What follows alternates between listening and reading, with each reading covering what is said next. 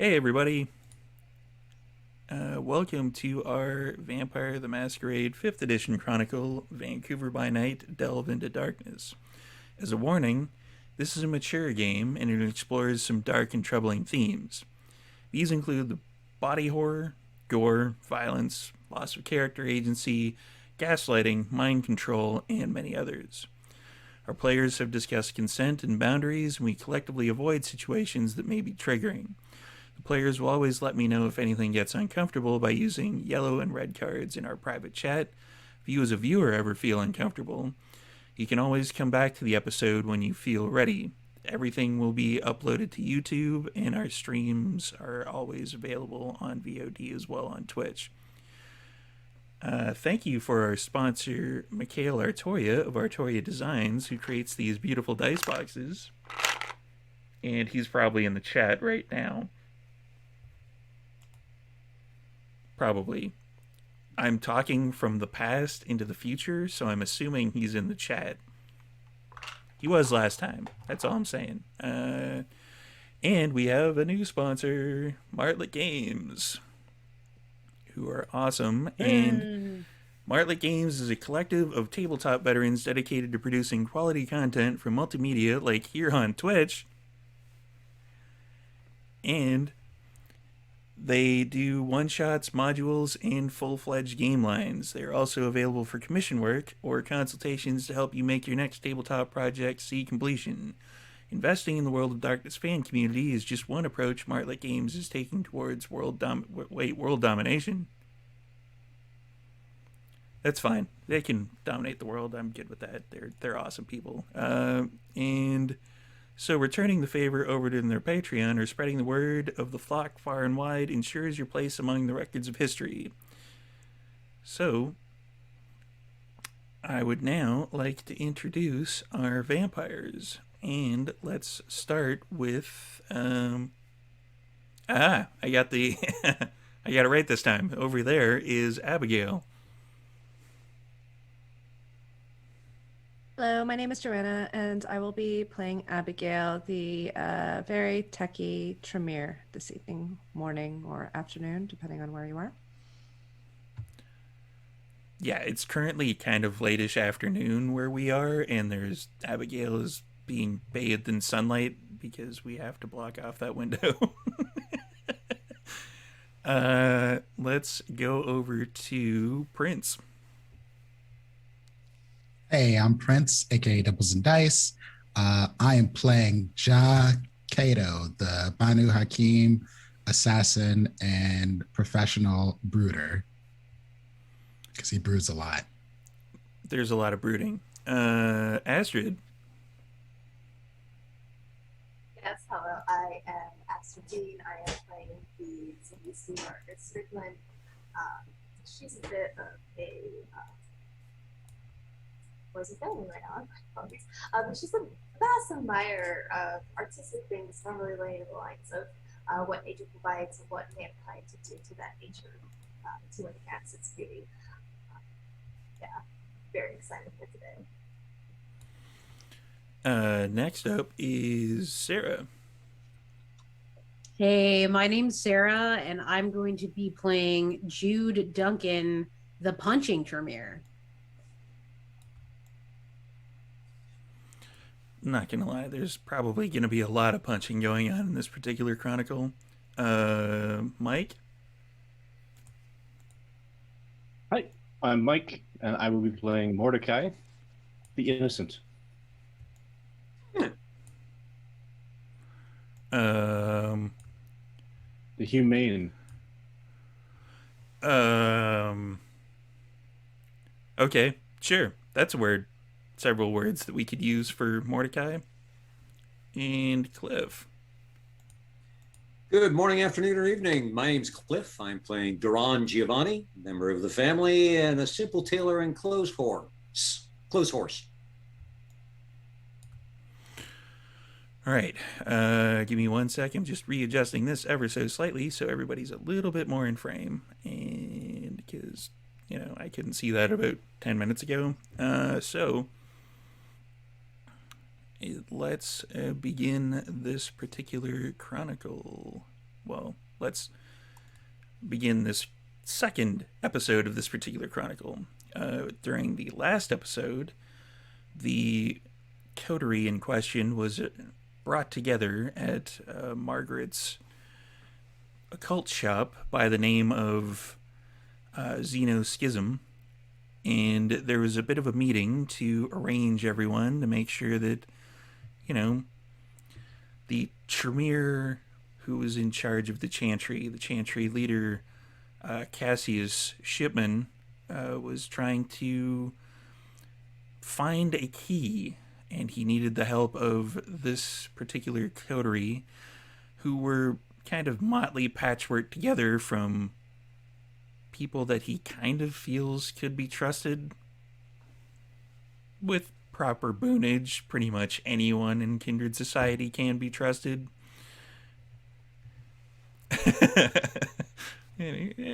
Trusted.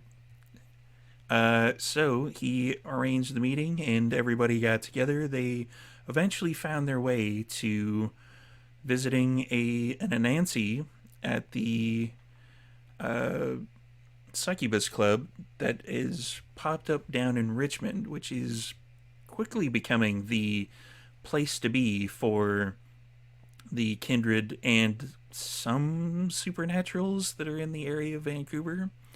So they are definitely trying more to, you know, kind of ingratiate themselves with the population of supernaturals in the area. The mysterious owner, who we don't know who it is as of yet,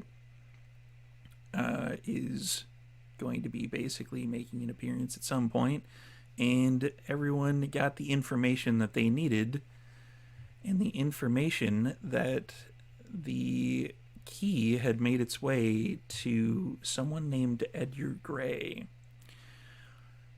So we're going to fast forward ever so slightly to the next night, and I'm going to assume that everyone has fed for the evening, so you're all starting off at 1 hunger right now. However, I'm going to get a roll of arouse check for everyone to see what your current hunger is going to be for this particular evening. I failed. Success. A simple success. Staying at 1. Much So- failure. Abigail and Jude are both the failures of the hunger dice, which is hilarious because they're on the one side and they're both Tremere. So, Abigail, I haven't done this in a while.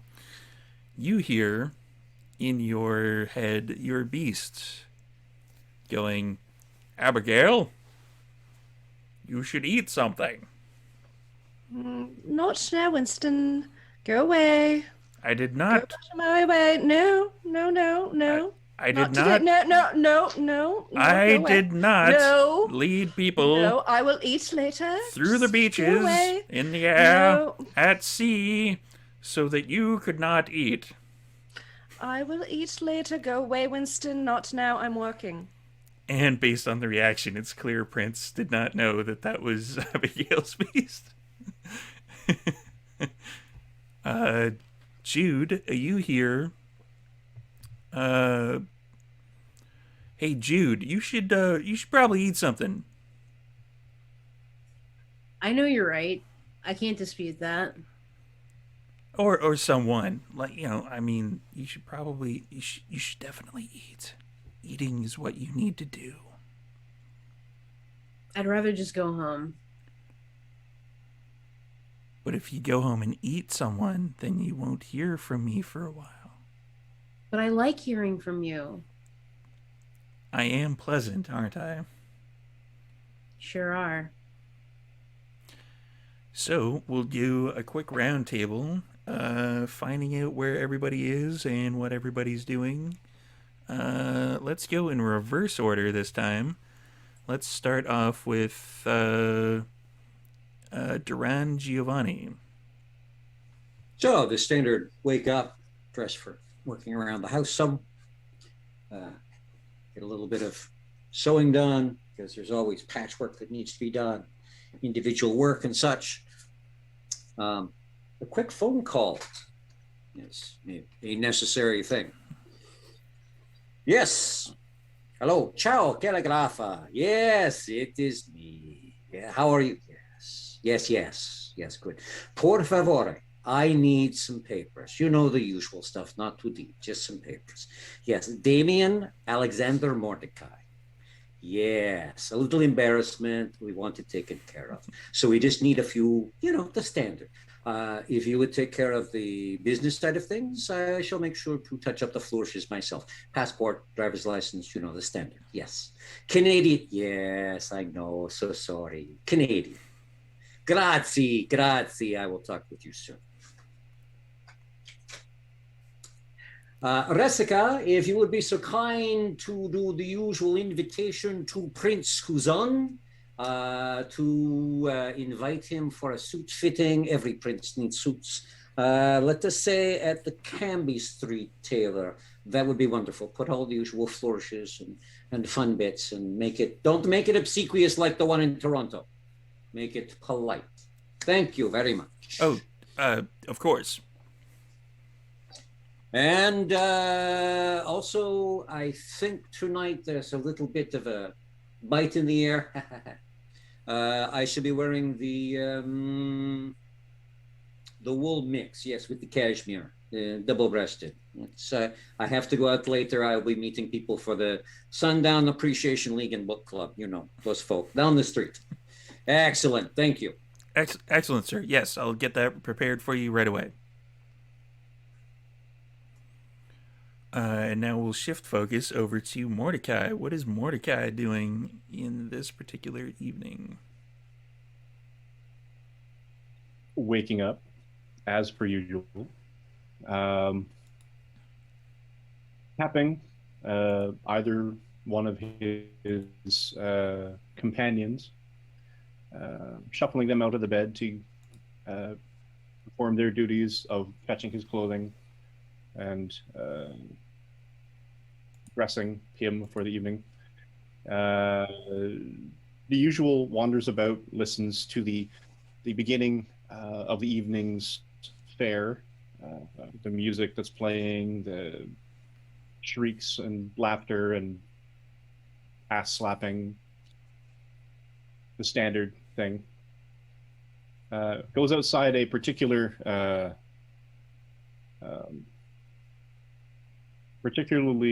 naughty sounding room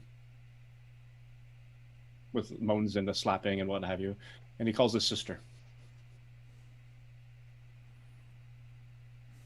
That would be Margaret, I'm guessing.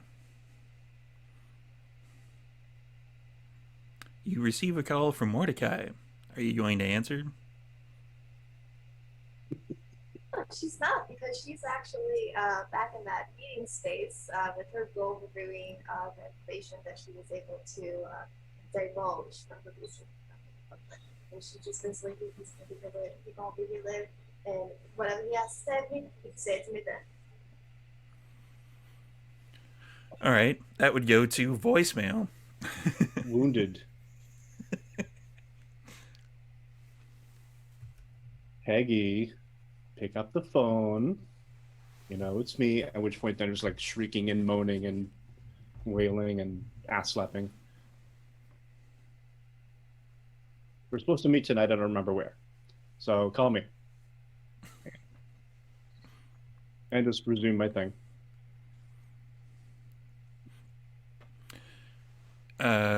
At some point, Margaret would get that particular message relayed to her as she is still readying the meeting site. Yeah, she doesn't check her own voicemails. Yeah, your ghoul would bring it to you as, Mordecai says that he doesn't know where the meeting is, which seems odd. Should I just call him back and tell him? You can do that on your actually, no, as a matter of fact, you can use mine of ask if it's wrong, but please give it right on back. Okay, sure, yeah. While you do that, I'm gonna go prepare myself at this meeting. and at that point, she will. In that room, there's the semicircle table for the meeting, and then there's that circular table that holds that massive crystal ball on it. Well, there's like cloth and everything like that breaking up its table. Well, under the table is a secret hatch to where she uses when her basically she chooses to stay at the shop. So she'll go just down in there, and she will do her necessity face-to-face notification for the day. And that fails, so she's at hunger too, and she currently looks like Tilda Swinton, but with a little bit of Simone Simmons' face. That's the lead singer of the. All right. Let's get a skill roll for that. Gonna go. Yeah, I'm just gonna go Dex and Protein, just to make sure that all the touch-ups are looking quite the way they should.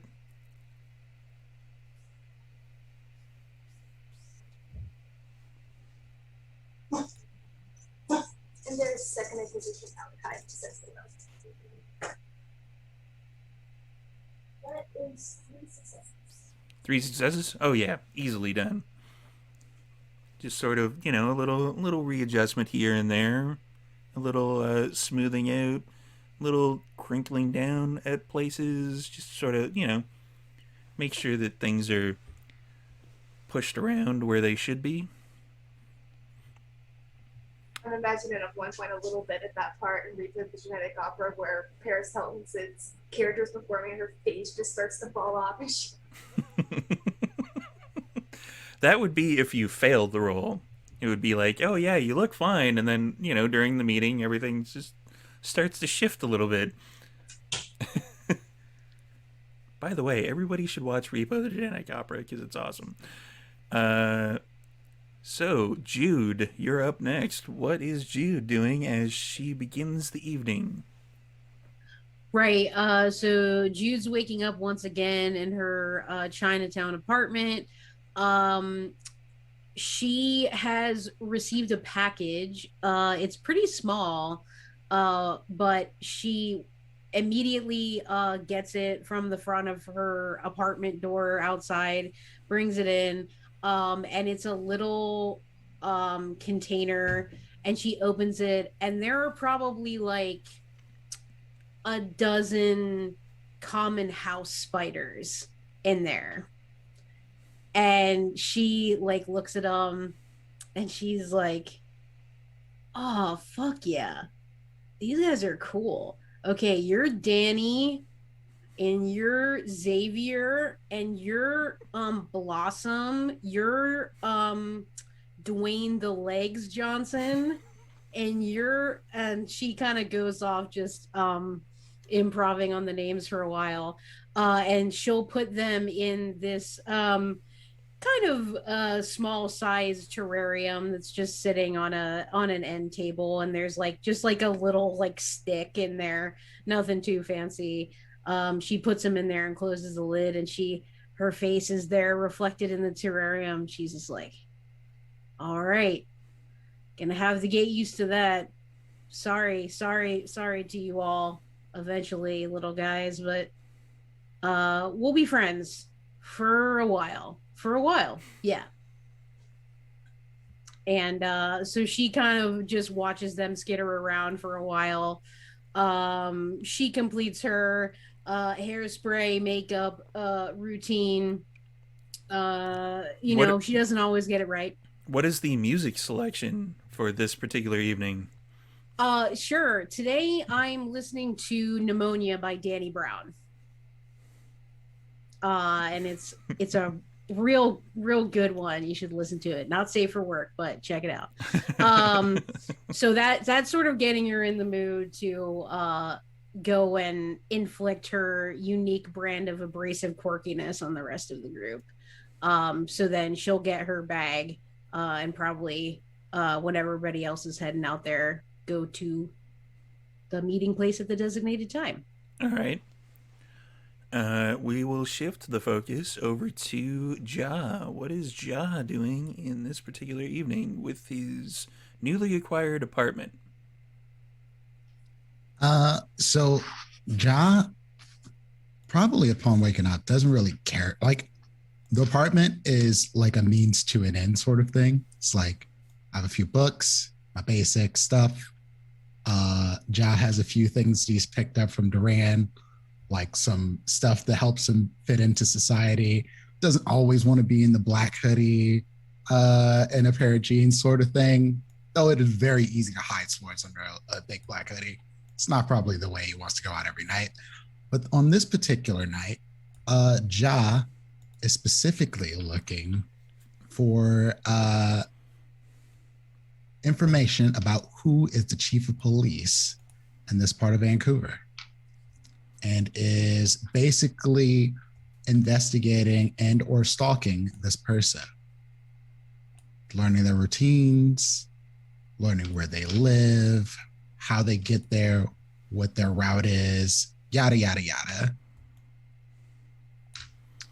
before making his way to this meeting. But his primary goal is to know this person's life in and out. All right. You would find out some rather interesting information about said chief of police, including but not limited to that occasionally they show up at Mordecai's mansion Oh, excellent. without their wife type situation. That's to be expected if you show up to Mordecai's mansion. Though sometimes. Yeah, so sometimes When in Rome. Yeah. You do see a bunch of like couples that go into Mordecai's mansion, but are you going to kind of follow them into Mordecai's mansion, or are you just gonna? Oh, absolutely. Okay. Yeah. And Ja will go to Mordecai and specifically ask, Mordecai, I have a question for you. What are your rules about partaking in some of your guests? I have a specific target. I have a specific room. I need the chief of police. Oh, what do you need him for? I need to make him my guru. Potatoes.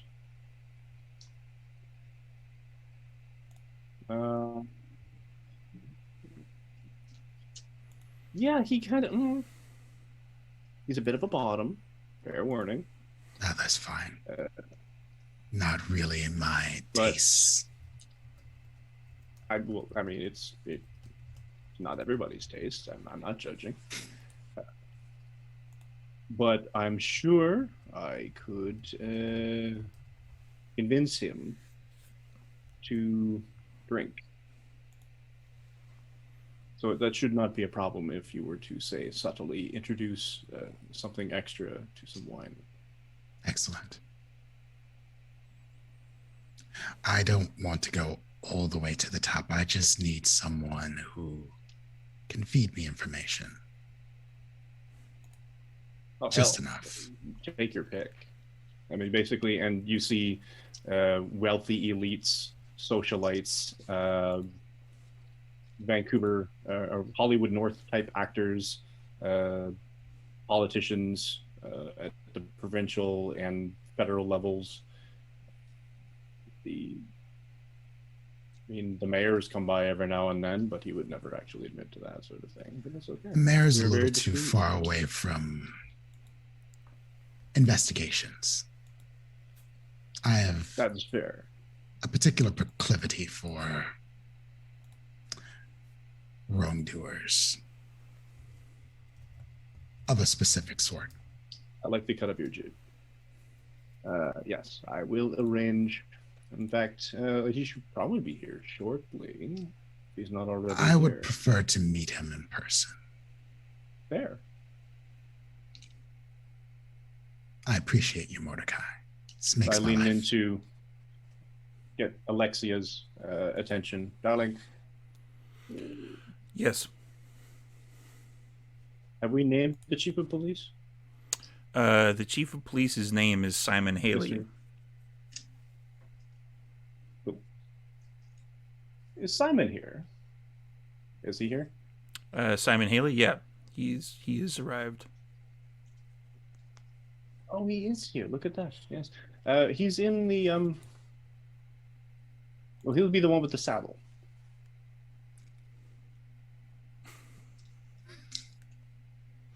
Excellent. I'm not sure if that makes it easier or harder to find someone in this place. Oh, I don't have that many saddles. I mean, come on. This is not a stable. There. I mean, there's not a stitch of hay to be found. I bet that could be arranged, though. Oh, yeah, absolutely. I absolutely agree. Maybe I should expand the West Quarter and actually get some sort of That's a bit much for me, but I appreciate you. Catherine the Great thing going. I don't know. A private room is enough. Oh, excellent. We get Alexia. Clear everyone else out of the. You know what? Get two of the girls. Take them in. Continue his breaking in, and have them ignore my friend here when he comes in. That actually hasn't started yet. He's just enjoying cocktails in the lounge at the moment. Oh, well, that's perfect. Even better. Reach over, take a wine glass, hand it to John. Thank you.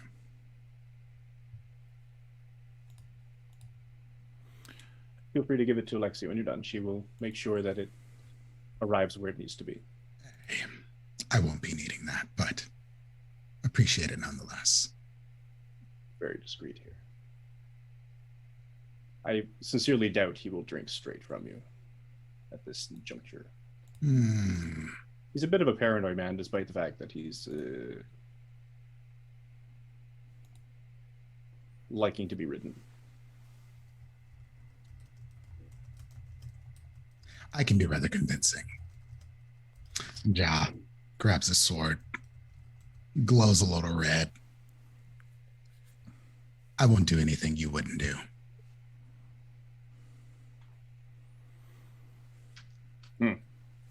Fair. All right. Let's see. How should we... You know what? Just go ahead. I'm sure he will be fine. He'll be fine. You'll have to use your wit and charm, though, so... Yes, I have those in spades. So Alexia would lead Ja to kind of a private room. There, the chief of police is hanging out with a woman. Nothing untoward is going on as of yet, so he's just, they're drinking. Good evening. Oh, I'm sorry. I thought this was a private room. It is. You could call me special entertainment. Okay. I have something of a proposition for you, sir. Go on. What do you think about making a deal with the devil? Okay. How do you mean? I'm already here, really. What if I can make your job easier? Okay. Okay. Lower the violent crime rate. Get drugs off the street. Yes, before you go, vigilante justice, just know that I am efficient and discreet. Okay. I'm going to get a roll from you on that one. I suspected this would come. Yeah. Because while it will make him look good as the chief of police to have crime rate lowered, what you're proposing is something outside of the law. So let's go with a charisma and I'm gonna leave that one up to you. Let's like etiquette or intimidation. Do you want to make it more intimidating? Charisma and intimidation for sure. Okay. I'm going to rouse the blood though for my charisma here. Not the area and expertise, so success. Nice. So let's see, that is. Mm-hmm. And it's 2 via the new errata. Yep. I love the new errata. It's great. Is 3 successes. 3 successes. He seems. You're definitely pulling him on side, like, but it's not quite there yet. Like, he's not entirely convinced. Yeah, the lowering your crime rate would make me look pretty good, but I'm not sure about the methods that you're proposing. Do you really want to know? Or would you just rather this be discreet, as I promised? So what do you get out of it? That's kind of my catching point. You have to help me. In what way? I need files, information on known criminals, contacts, things of that nature. Gonna get another roll from you. Sure. To get some files, that's gonna require another roll. Absolutely.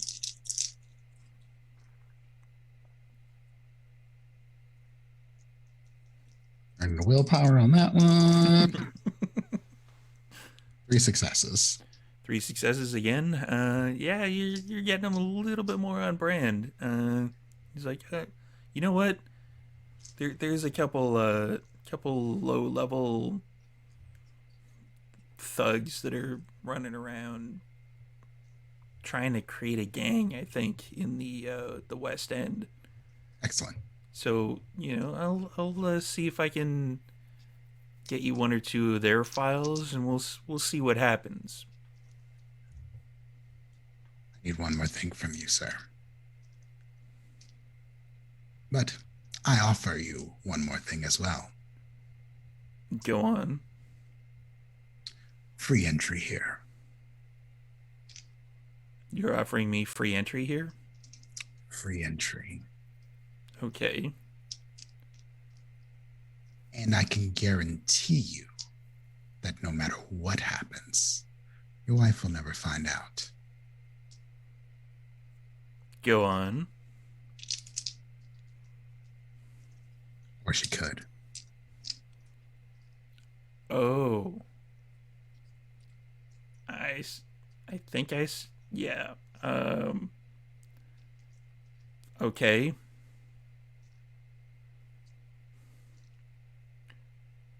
What are you offering other than the free entry?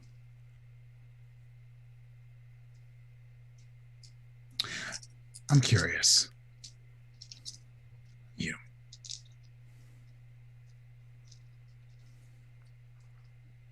And Ja takes his nail, goes over the glass. How kinky are you, sir? Okay. That's going to be another roll. Of course. Of course.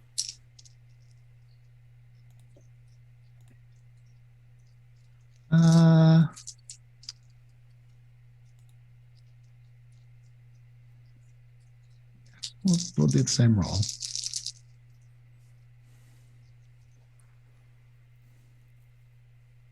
Three successes.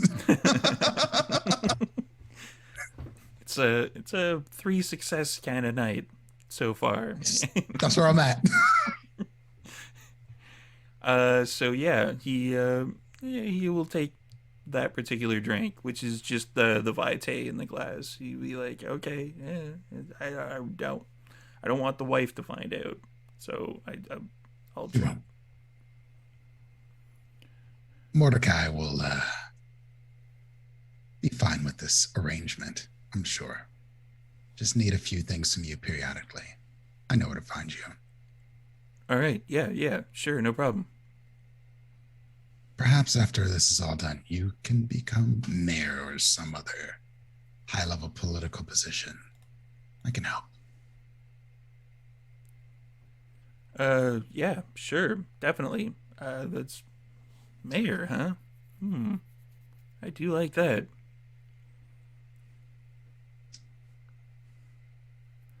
And Keep is, your PR on the up and up.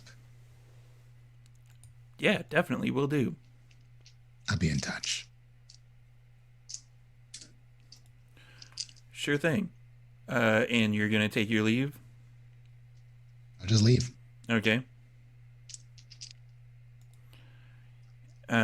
So at that point, we are going to slide focus over to Abigail.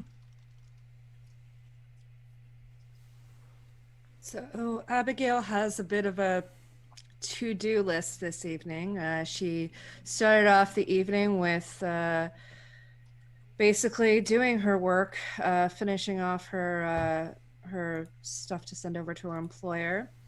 Then she sent over a message to Harley saying, I have some information on a server, and basically instructions to get to her server.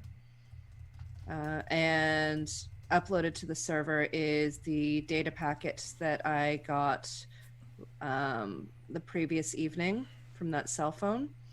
And I just finish off the message with, do with it what you will. Might be useful. Okay. Second thing, send a message to Frankie and say, hey, hope you're safe. Need a refill. Can we meet up? Doesn't have to be today. And just signed A. And would that be email or would that be Text. text? Yeah, just text. You would get back, like probably about an hour or so later. Probably like a yeah, sure. And then Abigail is going to hop on a moto bike because they are not Bixie. That was Toronto. I have Toronto brain. So it is in fact moto. I am going to hop on a bike. I'm going to ride over to the nearest goth club, which there's probably a descent night. And obviously we can fast forward this, but I am going to find some food. Yeah, it's easy enough to find food in that. The descent nights are not overly packed, but they're pretty fairly busy. So I'm going to get a roll from you. What do you need from me? Let's go with like a charisma and persuasion or streetwise.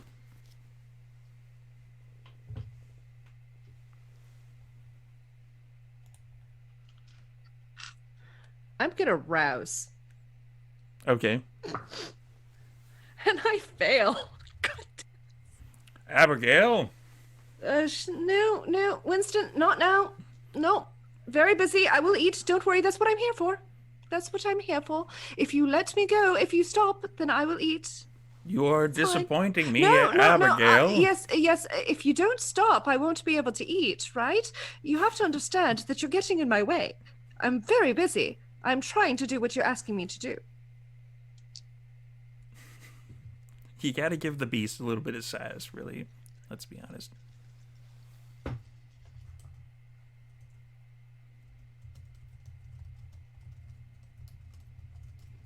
Your successes. It's not your first choice of a vessel for a midnight snack, but it's you're eventually able to find someone. Well, I'm up to hunger 3 now, so I think I need to find 2 someones. And that's going to require another roll. Yeah.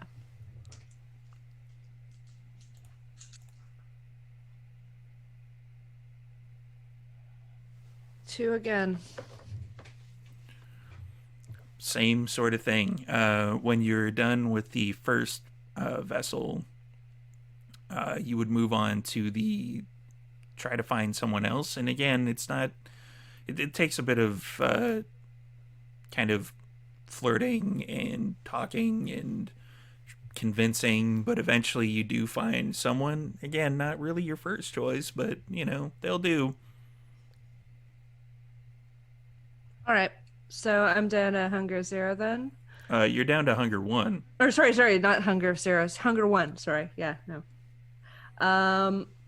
Yeah, because you were at hunger 3. Yeah. The only Yeah, way so for you to go to hunger 0 is to drain somebody completely dry. Yeah, no, I don't need to do that. I'm just gonna do that. And do I know the DJ? You do not know this particular DJ, no. Okay. In that case, I'm gonna pass, and I'm gonna say, okay. Do I have any messages from any of the ragtag coterie that I can, or about where we're meeting or anything like that? I would assume that everybody kind of at the tail end of the last evening were kind of like, okay, let's find out what we can about this particular person, and then meet at Margaret's Xenoschism shop the next night. Okay, so before I go over to Margaret's shop, I will kind of sit down in a dark corner of the club. I will pull out my laptop, go through my cell phone for data, and log on to the VPN. Okay, what are you trying to find? I'm trying to find information on Edgar Gray that might be outside of what, just like the financials and stuff like that. I just want to know more about who this person is. I'm going to get a... let's go with intelligence and technology.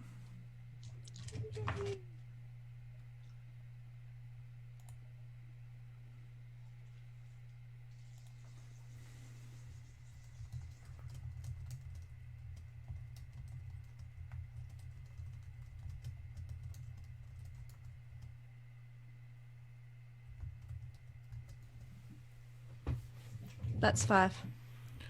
5 successes. You're able to find out that they work at a building called Alexander Industries. They work for a company that's called Pentex.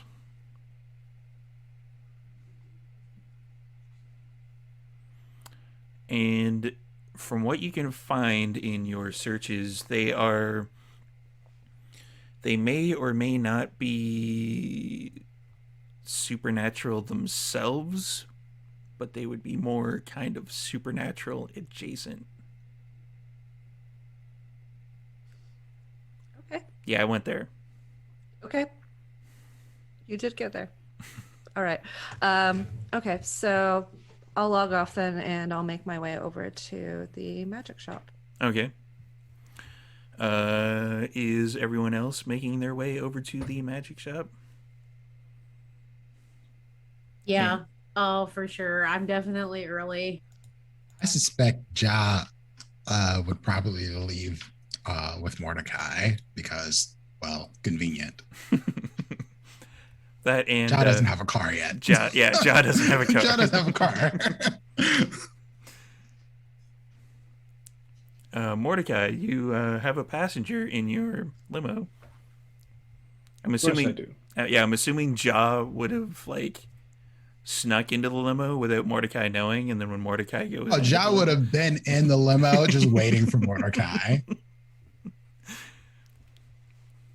So Mordecai goes to step in the limo, and you have a co-passenger.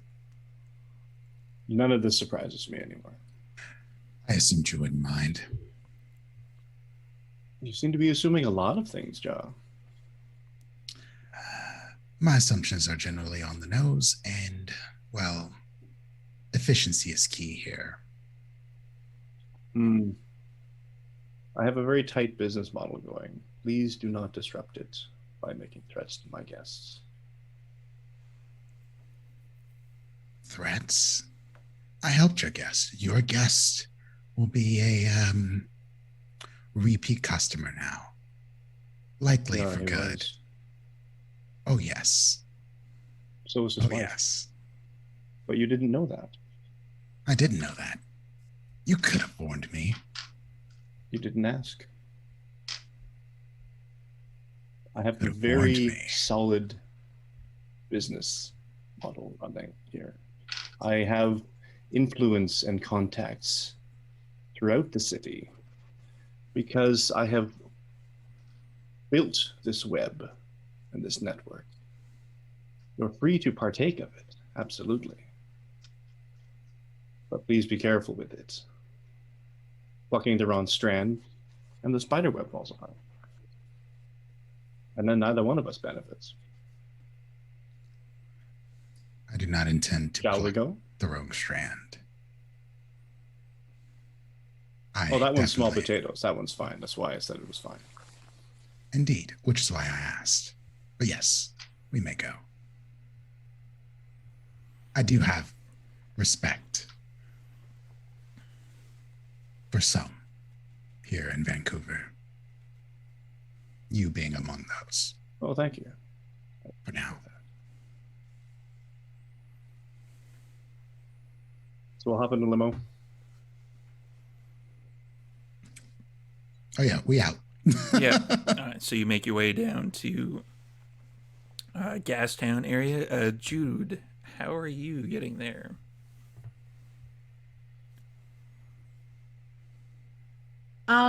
That is a good question. I think I'm probably just going to walk again. Because I got nothing to do, so I can leave as early as required for me to get there on foot. And can I say that I'm the first one to arrive? You can. Okay, cool. So I would like to come into the store. Where is Margaret hanging out? So at this point in time, she'd probably be in the meeting room with Amber, just kind of doing like last minute shop things, going through the register, kind of counting money a little bit. It's pretty dead, I would imagine, at this point in time. So it's already kind of getting to the register and stuff like that. But Margaret is going over the information that Amber was able to dig out on that Mr. Gray and others. Sure. So Jude will kind of in a sprightly way move over to where Margaret, and she'll lean onto the counter. Oh, Margaret's in a room. Oh, you're in a room. Okay. Yeah, the meeting room. Okay, so okay, so then I'm just in the store and I'm gonna be like, Margaret. She has her paperwork and she's just like, who's that? Megan Ruckus? Oh, wait, that one. And then she'll just put the information up, and then she'll leave into this storefront proper. Oh, good evening. You got your stuff here a little bit early. Doing all right? Everything of that nature? Yeah. It's a good night, I kind of had a question for you. So you can like change it up, because you're looking good. I like your face. Oh, thank you. Haven't had that opportunity to show this one out to the public. I've been practicing a little bit, kind of like what I did with the eyebrows and stuff with the eyes. Yeah, no, I love it. It looks good on you, girl. So I died before I could get the fat sucked out of my neck. Can you do something about that? I imagine I could. I mean, it won't be too hard. I can repurpose it if you don't mind me doing that. if as long as when it's off me, do what you will. I welcome any sort of horrifying experimentation you'd like to do on it. Oh, no, don't go telling me that, darling. You might never get to see the moon again. Hey, I don't need it anymore. Okay, cool. Well, we're gonna talk. We're gonna talk about it. I'm gonna just like think about what all I want, and then we'll make a deal. We'll figure it out. Part of that deal, there will be at least a minor blood at play, but darling, I hope you understand what you want. So. All right. I mean, I guess it's just a neck, though. I get a big neck. All right, fair enough. Okay. And so with that, she'll just continue to like circulate in the store and probably looks through some of the books while she's waiting around. And wait for everyone else to arrive. Speaking of everyone else arriving, let's go with Duran. That would probably be the next up for arrivals, and then Abigail would probably somewhat be around the same time. So strolling through this time, I'll take a different path because you never walk the same way twice. Doing the heightened senses thing again to get a feel for the area, looking at who's who and what's going on. And then, once getting to the shop, walking in, and I'm going to pause just in the door and kind of get a feel for if there are any fetters in the store, in the area. Give me a wits and awareness. Hey, that's even better. Okay. Wits and awareness.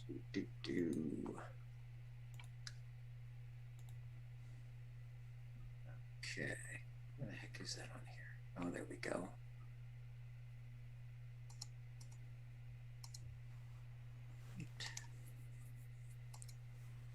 And that would be, let's see, one success. Sorry, two successes. Two successes? Two successes.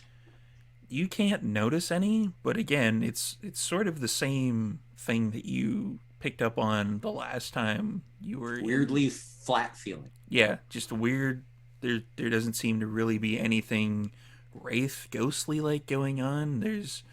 You don't notice any will-o'-the-wisps, which is for you seems extremely odd, as Gastown is known for having several buildings that are very, very haunted. So, and this isn't one of them. Yeah, having one building kind of, it sticks out like a sore thumb that there's nothing in this area. Okay. So, further into the store then, and Senoras, good evening. It seems I'm on time for the meeting of the Sundown Appreciation League and Book Club. We're just waiting for the rest. Yeah.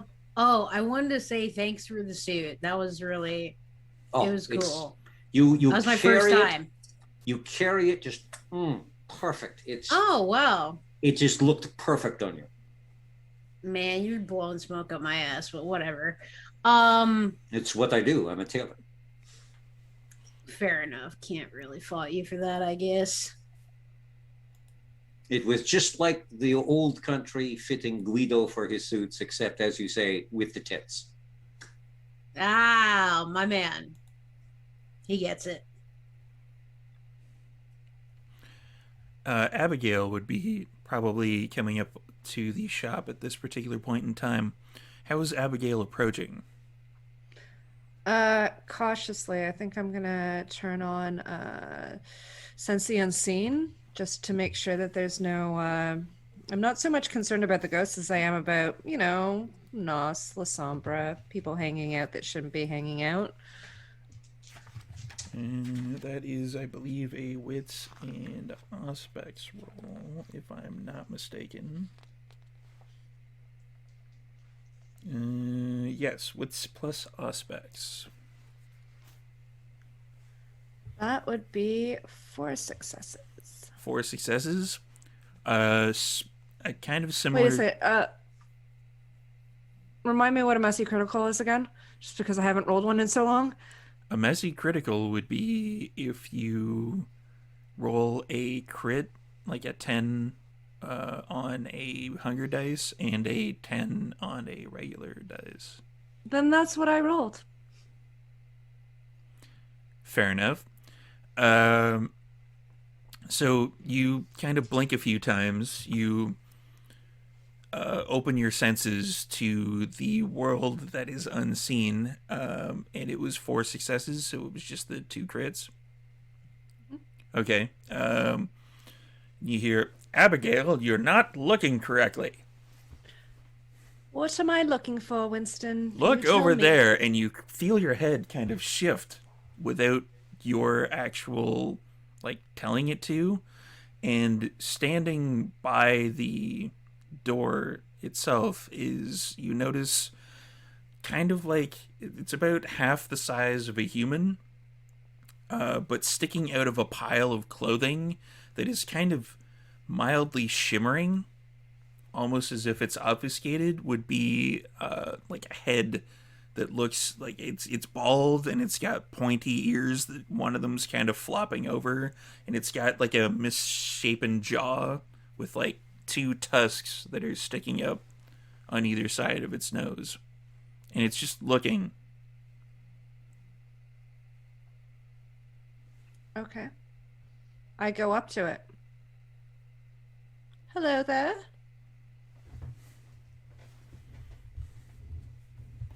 What are you doing here? It kind of shifts away from you.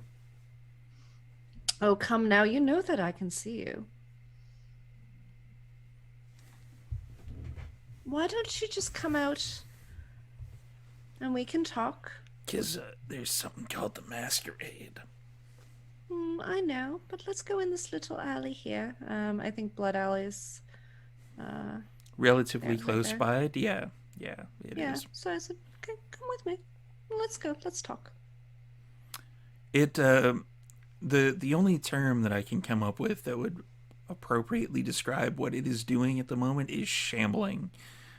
Like the clothing pile is kind of like it moving. You would almost think that it's kind of rolling, like the clothing pile, because the parts of clothing that are on it when you first saw it and the parts of clothing that are on it when you stop moving are different pieces of clothing, or at least they look different. Yeah, what do you want? I want to know why you're hanging out in front of my friend's shop. Stuff is happening here. And what business is it of yours? I'm a Nosferatu. Oh, I understand that, but why do you want to know? See above? Oh, come now. Did somebody send you here? Yeah, Who? Nixodon.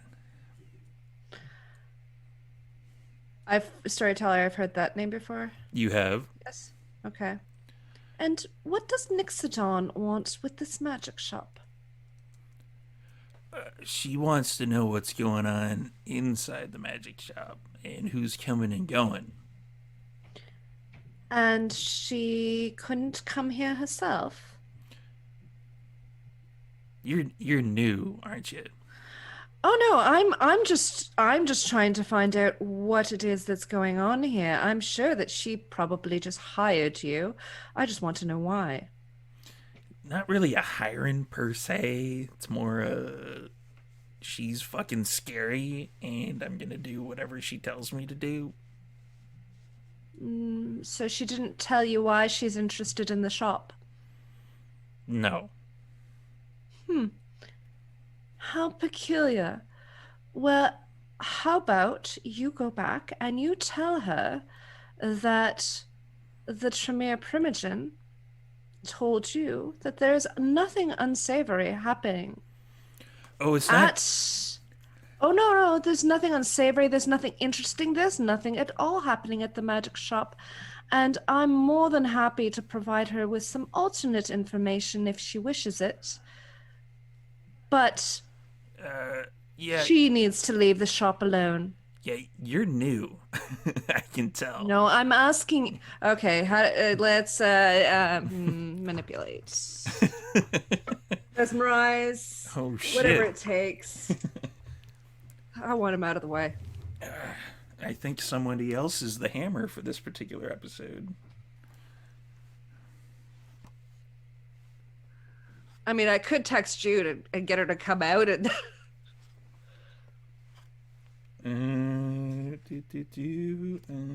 She would definitely have your back in this situation, and she'd be ready. Manipulation plus dominate versus their intelligence and resolve. Make me roll dice. So it's unacceptable. I got so long in the adjacent game without rolling dice that this is just. You know, the night is young. I'm going to burn a willpower. Actually, generally, you wait until the end of the night and then burn it all in like a couple rolls. Yeah, I know.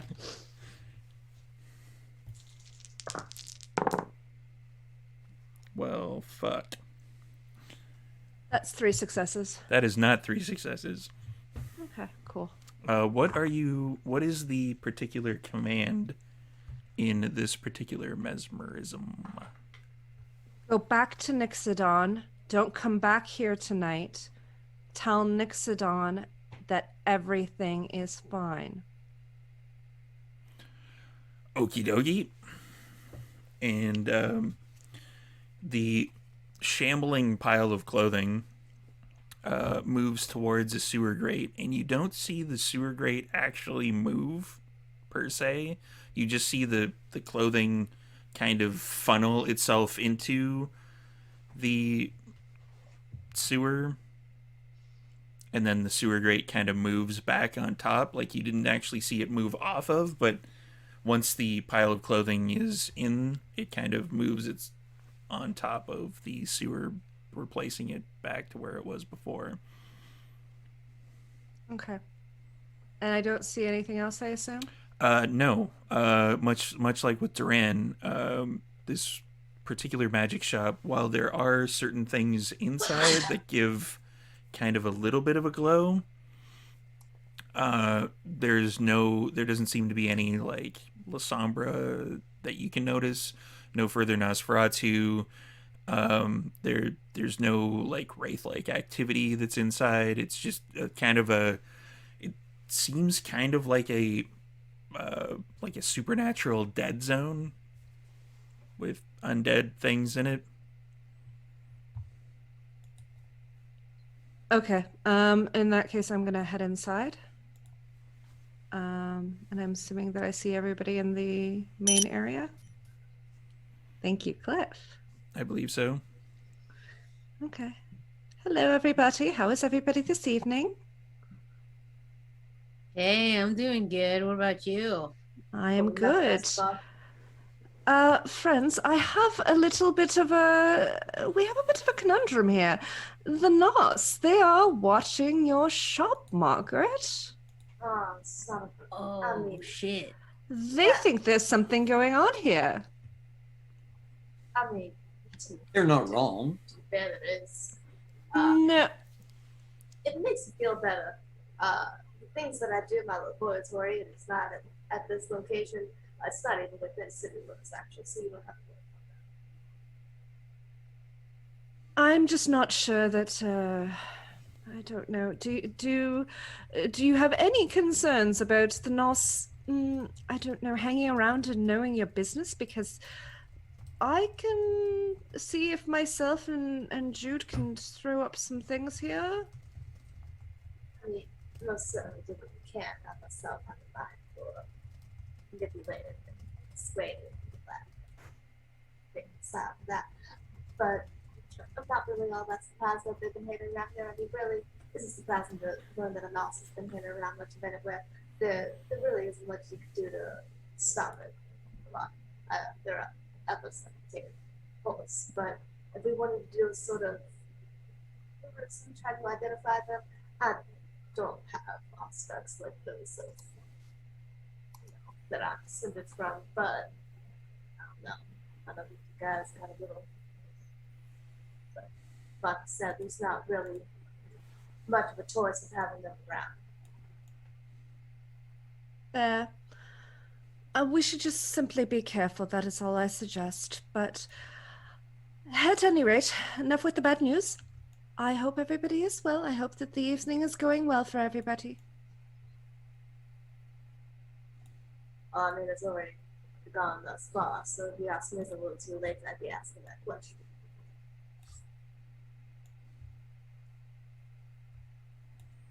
Have John and Mordecai actually arrived yet? They will be arriving soon. Yeah, I was saying. Pretty much We now. haven't gotten there yet. Yeah. Okay. It is a little bit of a trek from North Van to Gastown area. There's North Van. It's Shaughnessy, in Shaughnessy, yeah. So that's basically that's west side of Vancouver, near UBC area ish, kind of halfway between UBC and False Creek. Just for anybody who's looking at a map right now. So from there up to Gastown. Mike, I misspoke on that one. There's a bunch of other kindred that I have in North Van. It's a bit of a trek. So yeah, they would just be arriving at this particular moment, pulling up with the limo. The instructions for the driver.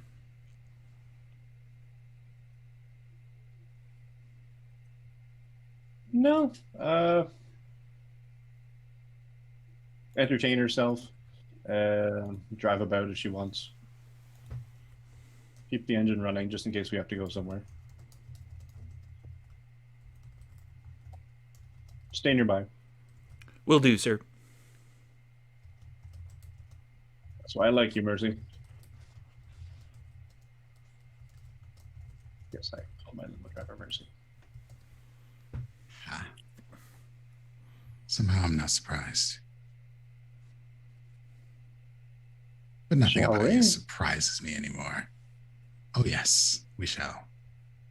Let's go into the creepy, weird shop. That's my sister you're talking about. Yeah, your sister is creepy and weird. And I'm saying that in front of you, which makes that bar very fucking high.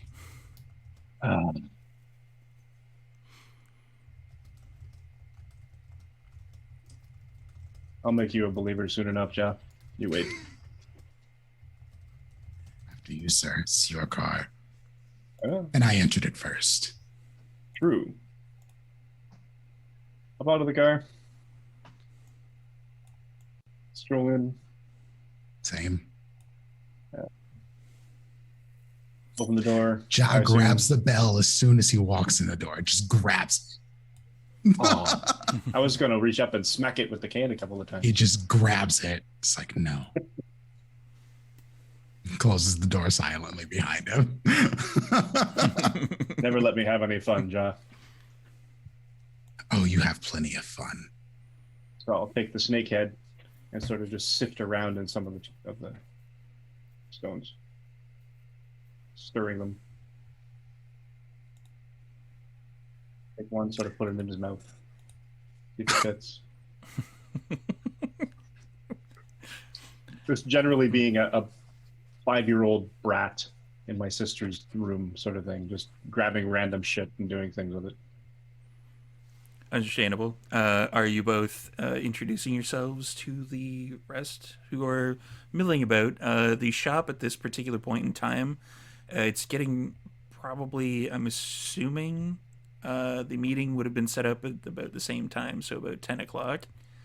At that point, yeah, there's the last person, which is the bookish looking guy that is, he's got glasses and he's talking your ghoul's ear off, Margaret, and just refusing to be the customer that leaves on time. And they're like, so about the other thing, I was throwing runes the other day and they came up and it was just weird. It said, something about unlife. I don't know what that means necessarily. There's just, Oh, no. Yeah, This is if Ja hears any of this, Ja is actually going to use that obvious predator flaw to his advantage here and just walk up to this guy and it's like, what do you think about swords?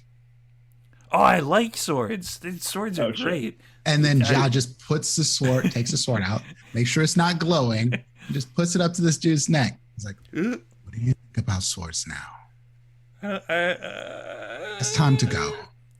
Okay, let's get a manipulation and intimidation roll.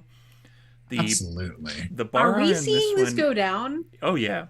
Oh yeah, Ja's Okay. not hiding this. Jaws as subtle as a brick through a window. Yeah, this is not like manipulation and intimidation. Oh yeah. 3 successes. 3 successes once again from Ja. Yeah. It's my roll. Eventually, one of these crit dice is going to have another crit dice to go along with it, but so far that hasn't happened. So yeah, it's a good thing that none of you actually still breathe, because the smell of iodine is now quite prevalent in the air, as this particular person is just extremely like they're not talking, they're like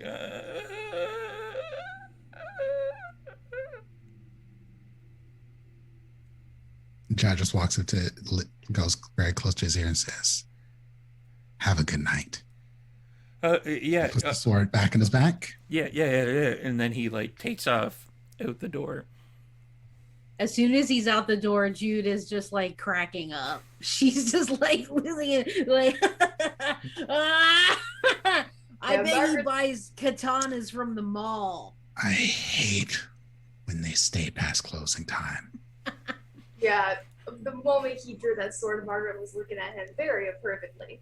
And while Jude's still laughing, she goes up to him and she's like, "Have you ever looked so cute by chance? Maybe just put some buttercup with? It'd be nice not to have to worry about myself for that. So, I mean, we're going to sit around. But if you ever want to kind of patrol the block or something like that, we can look something out." My rates are very high. Oh, sugar, come down. We can look something out. The shop is in Gastown, so the rates would definitely be affordable. Ja doesn't charge in cash.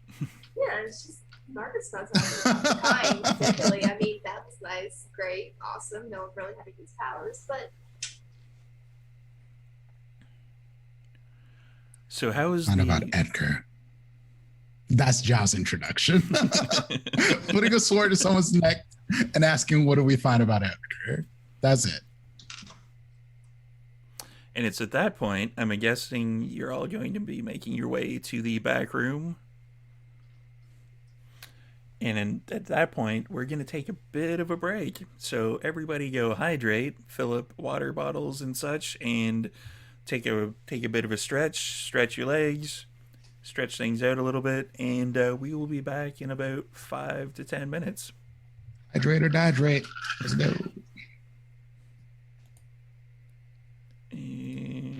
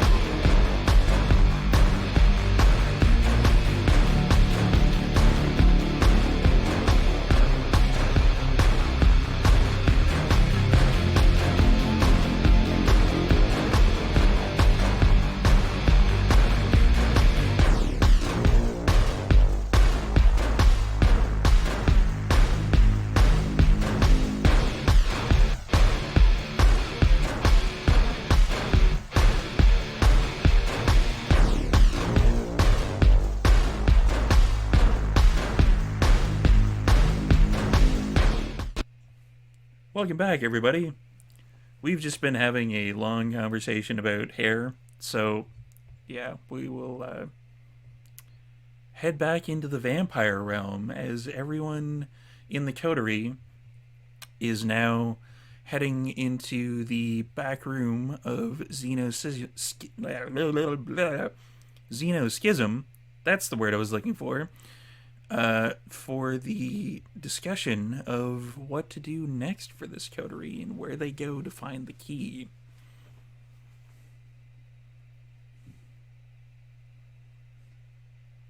All right, so I'm not sitting down at the table. I'm just kind of like pacing around, and I look at Margaret. All right, so where can we find Mr. Gray?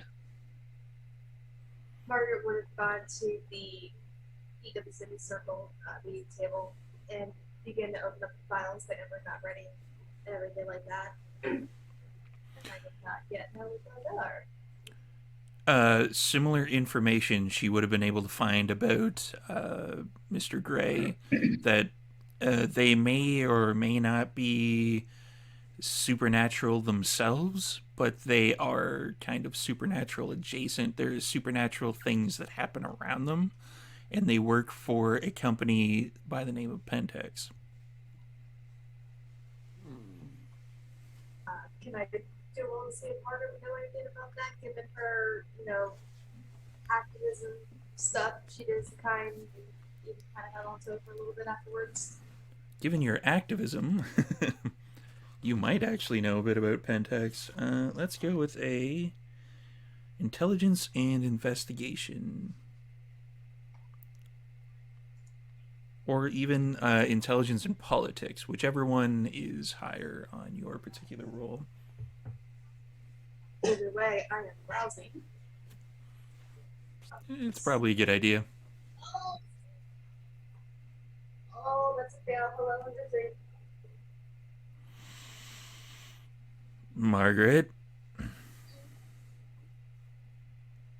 you need to eat someone. We've had discussions about this. It is not someone here. The presence of which you can't be of. You don't want to be a slave to one of these, do you? No. And apparently your beast sounds like a dog, so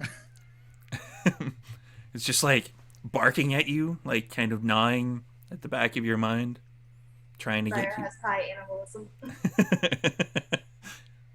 For Zemissi, having high animalism is a good idea. It's always a good idea. So you're rousing the intelligence for another 2.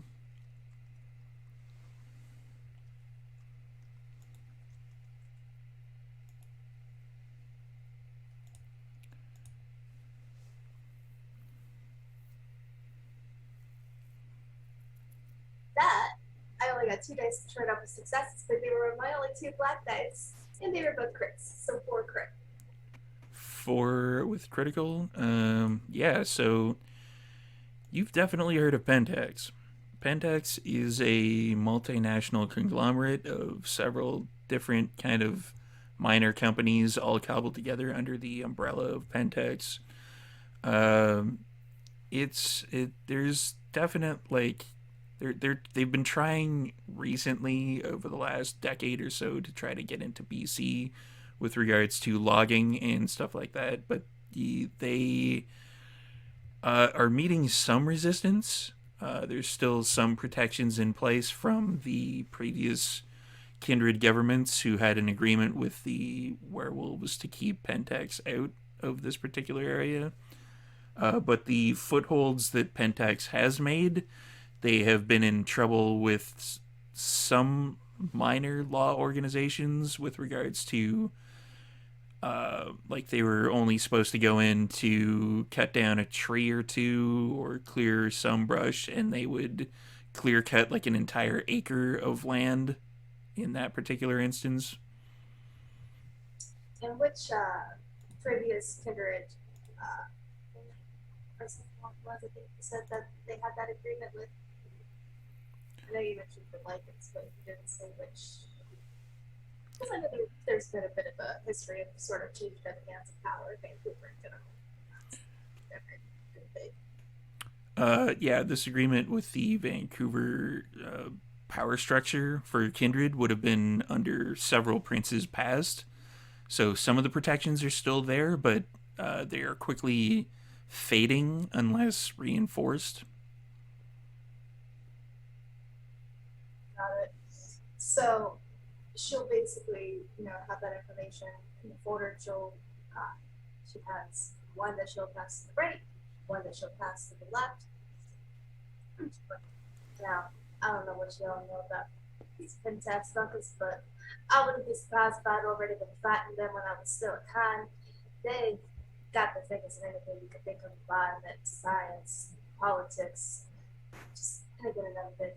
They're werewolves to the right. They want to call us corrupt and agents of the worm and the not. Well, these people are just going to be able to see one thing. Oh, is this like a Jeff Bezos thing? I mean, pretty much. I wouldn't be surprised if those villages in Africa and China that people don't get a lot of access to, but they actually, in fact, have access to it. The bees fucking strikes again. But the gentleman with this skull kid, not with the looking butt, he's not one of us. He's not a mage or anything. Just seems that he's the kind that just has things happen around him that necessarily can't be explained. I can't believe he's still alive. I mean, there might be someone keeping him around simply because they enjoy the fact that he is not into unexplained events or not. It could just also be some to conclusions. No, I think that this gent, this Edgar Gray, Pentax works out of the Alexander Industries building. And I've been there. In fact, I think one of our friends, a group of friends of mine and Jude's, I think they once were actually occupying that building, but they've moved. So that is apparently a pretty bad building, and it is not too far from here. I mean, if we really wanted to, we could make a little trip. I mean, why did they move though? Oh, I'm not 100% sure on the details. Storyteller, was Abigail filled in on any of the details? No, I'm not sure of 100% of the details, but I think there was something bad about the building. That's all I know. All right, well, we better come prepared then. And Jude starts punching the air. Bad structurally, bad people being there, bad. I mean, bad structurally, I guess no. I mean, it's just an office building, but bad structurally, as in the company structurally, and the things that are in the building potentially, I can only imagine were bad. Otherwise, they wouldn't have wanted to move out of there so quickly. So we should be prepared for action. Yes, something like that. There's probably some loot there too.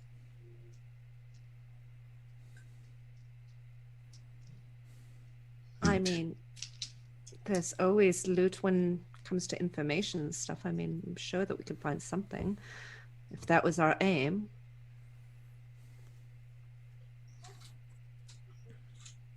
All right, so do we want to go there, or do we have any other information that we need to go over? Find this Edgar, find the key. Anyone who stands in our way. Seems pretty simple to me. Well, does this Mr. Gray keep the key and his little show of trinkets at the office? Does he keep it at home? Does he have some other place where he's got a little museum of oddities and ends and pieces that he collects? That question, Margaret will look at Amber and then she'll look to Abigail and go, yes, sweet. Well, I guess we would never know unless we actually asked him.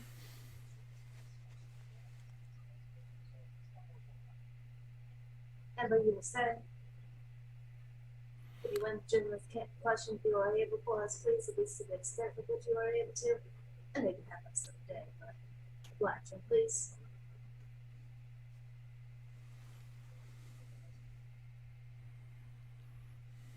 Sorry? Sorry. Oh, sorry. But basically, so Margaret's gonna look back to Amber, and she goes, "Sugar, if you could oblige the gentleman, I know you had less than a day to gather information on him, but if you could please." You want me to go? No, I want you to answer the question that you just posed. Oh, yeah, I wasn't able to find that particular information. Yeah, like he seems to be kind of a collector of different artifacts. Ooh. So it sounds like we're doing Yeah. break-in. Well, we can go to the Alexander Industries building and slide in and see what's there. We could also approach Mr. Gray directly and have a chat with him and find out where he would keep them, so that we know whether we're supposed to go into the Alexander building or some other building. There are a couple of routes open to us at the moment. I am not a sneaky person. I am not somebody who takes on large amounts of security. I get through doors different ways, so I'm... Just a simple tailor, correct? For the most part, yes. So I'm very open to suggestions for what our next step should be, because we seem to be just kind of milling in a circle at the moment.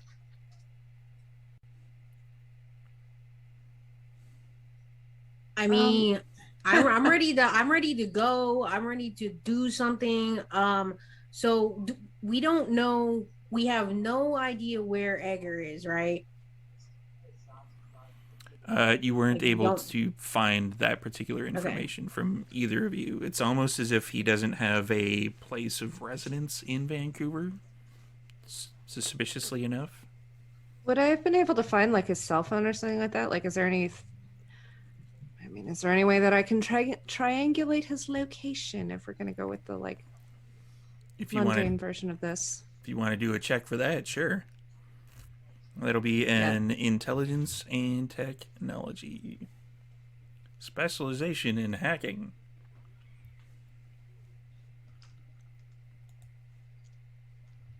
Wonderful skill set. Right?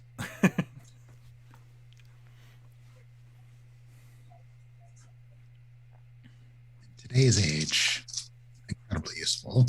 Yes.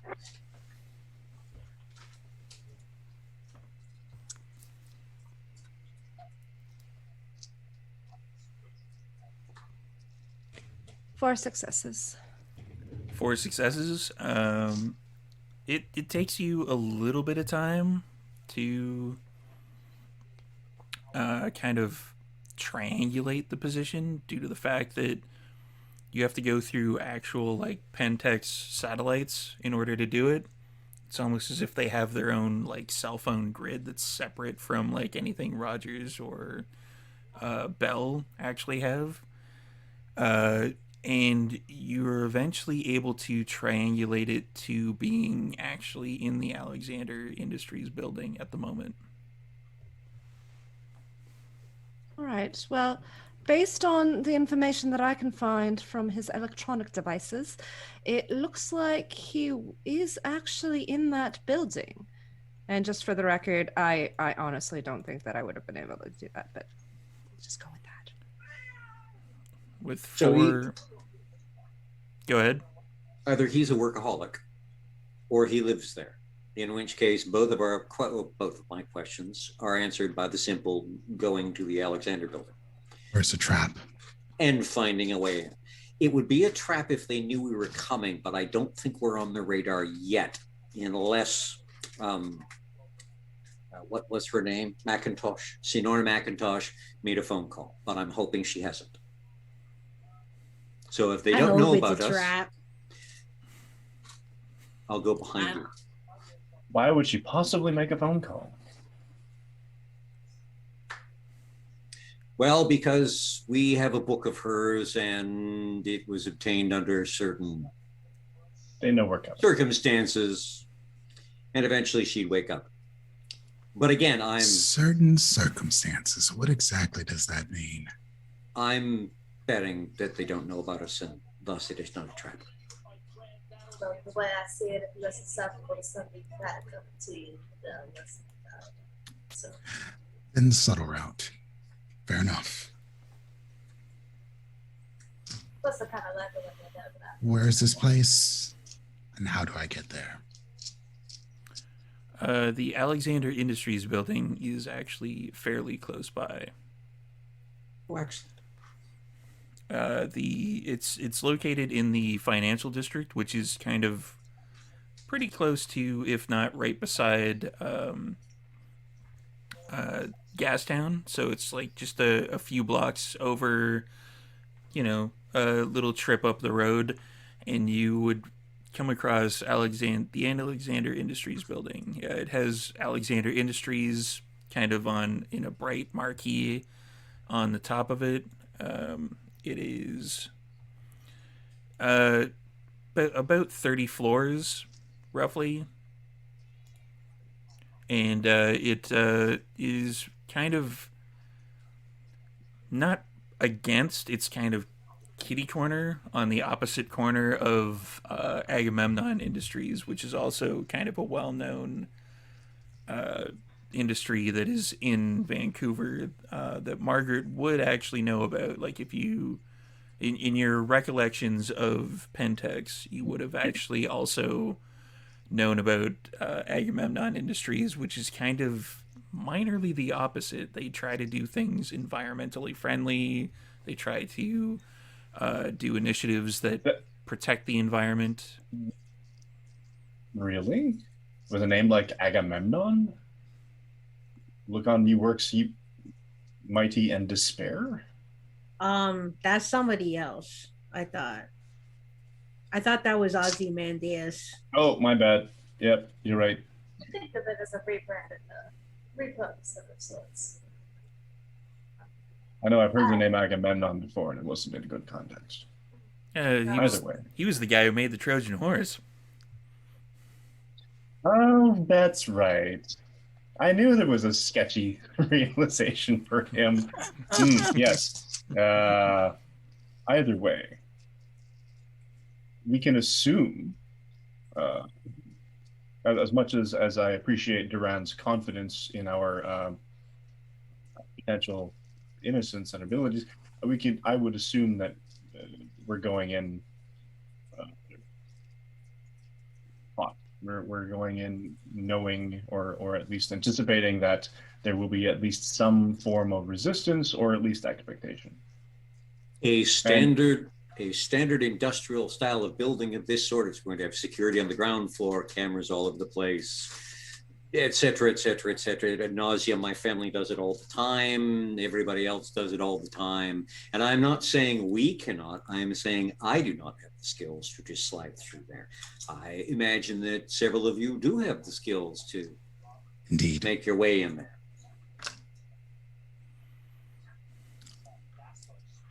Abigail, can you do something about the cameras? I probably can.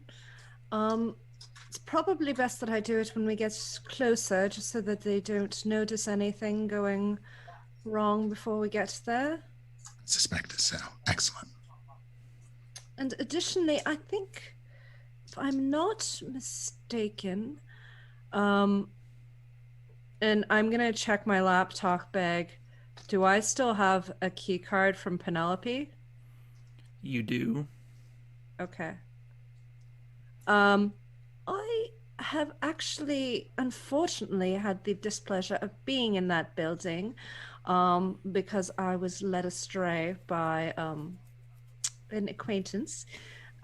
So I actually do have a key card that might give us at least some access. Excellent. Yeah, Yeah. this is some Mission Impossible shit going on. I like it. Somewhere Trevor's crying.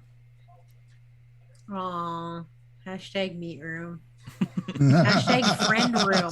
Hashtag friend room, okay? Trevor's a friend.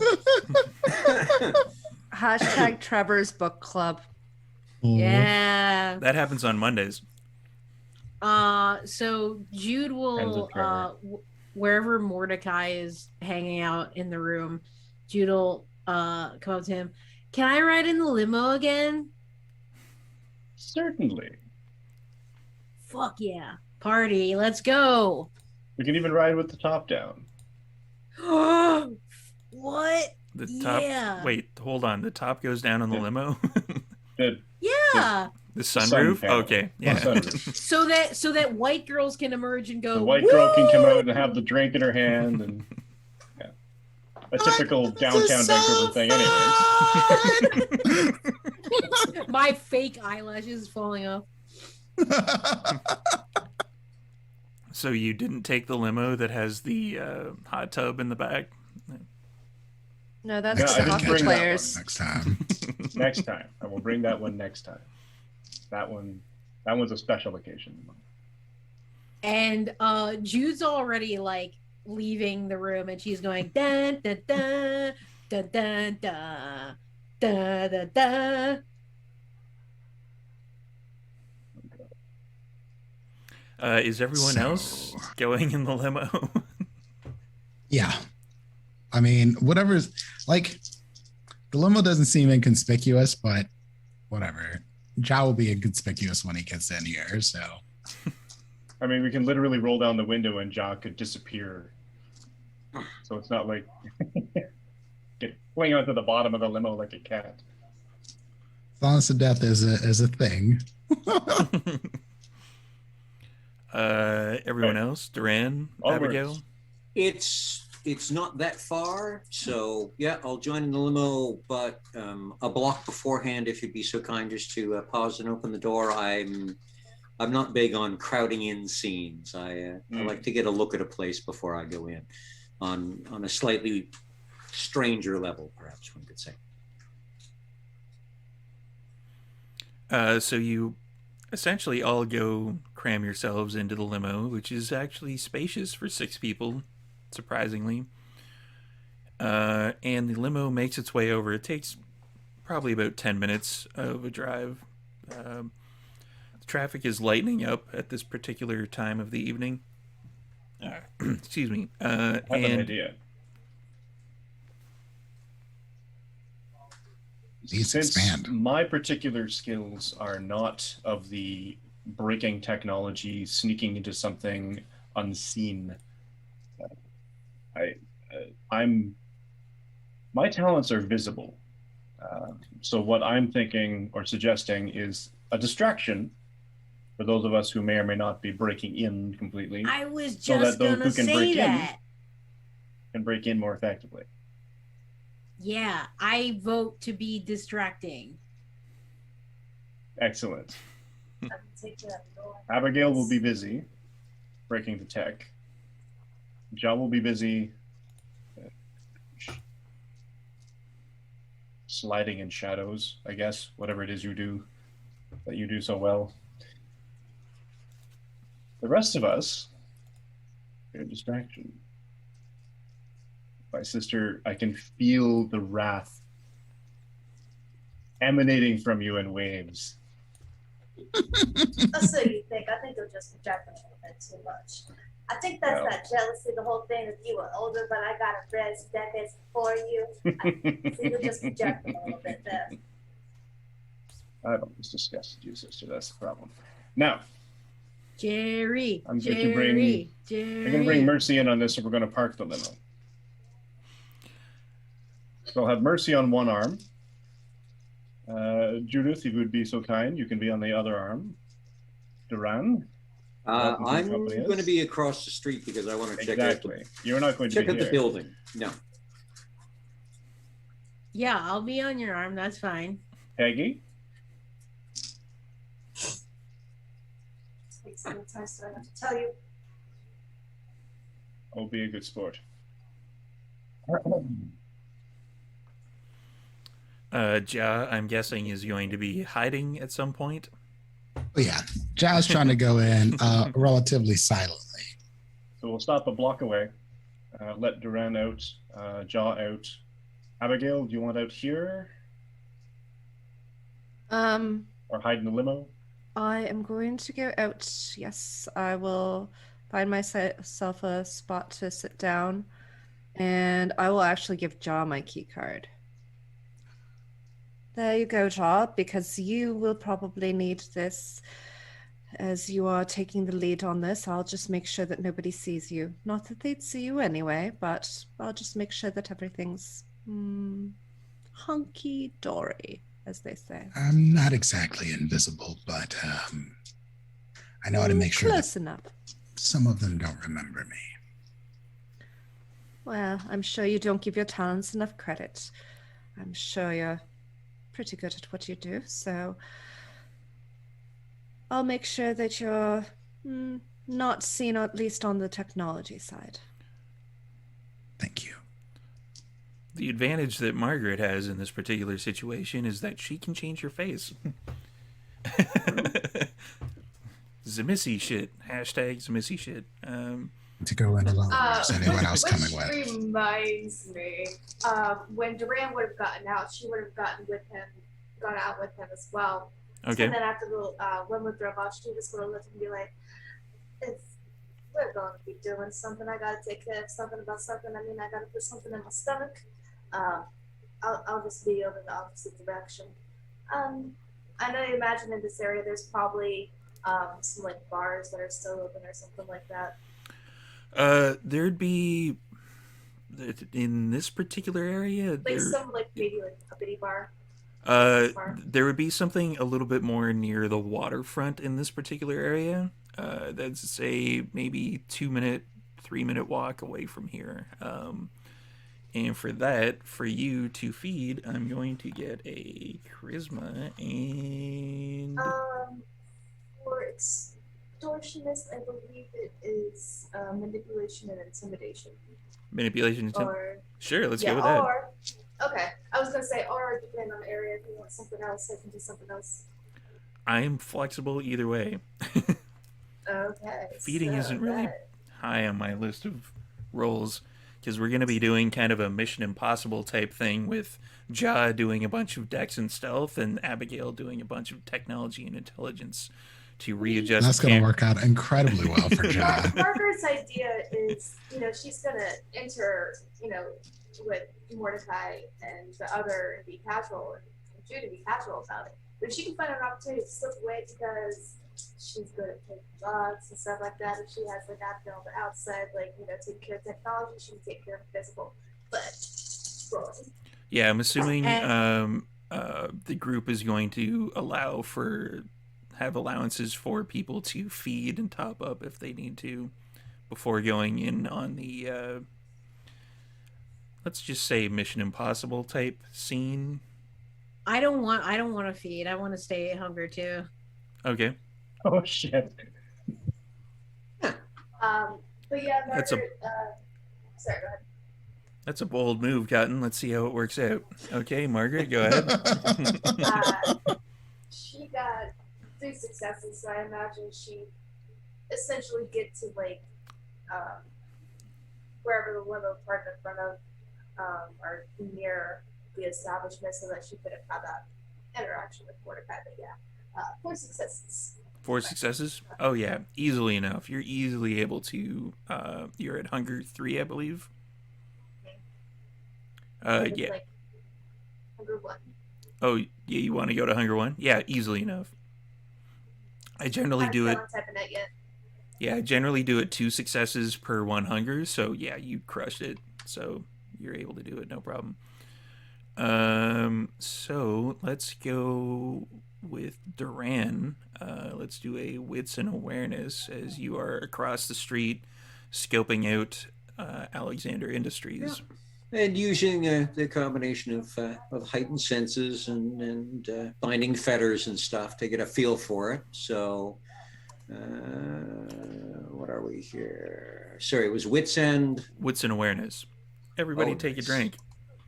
Nice. What else to say? And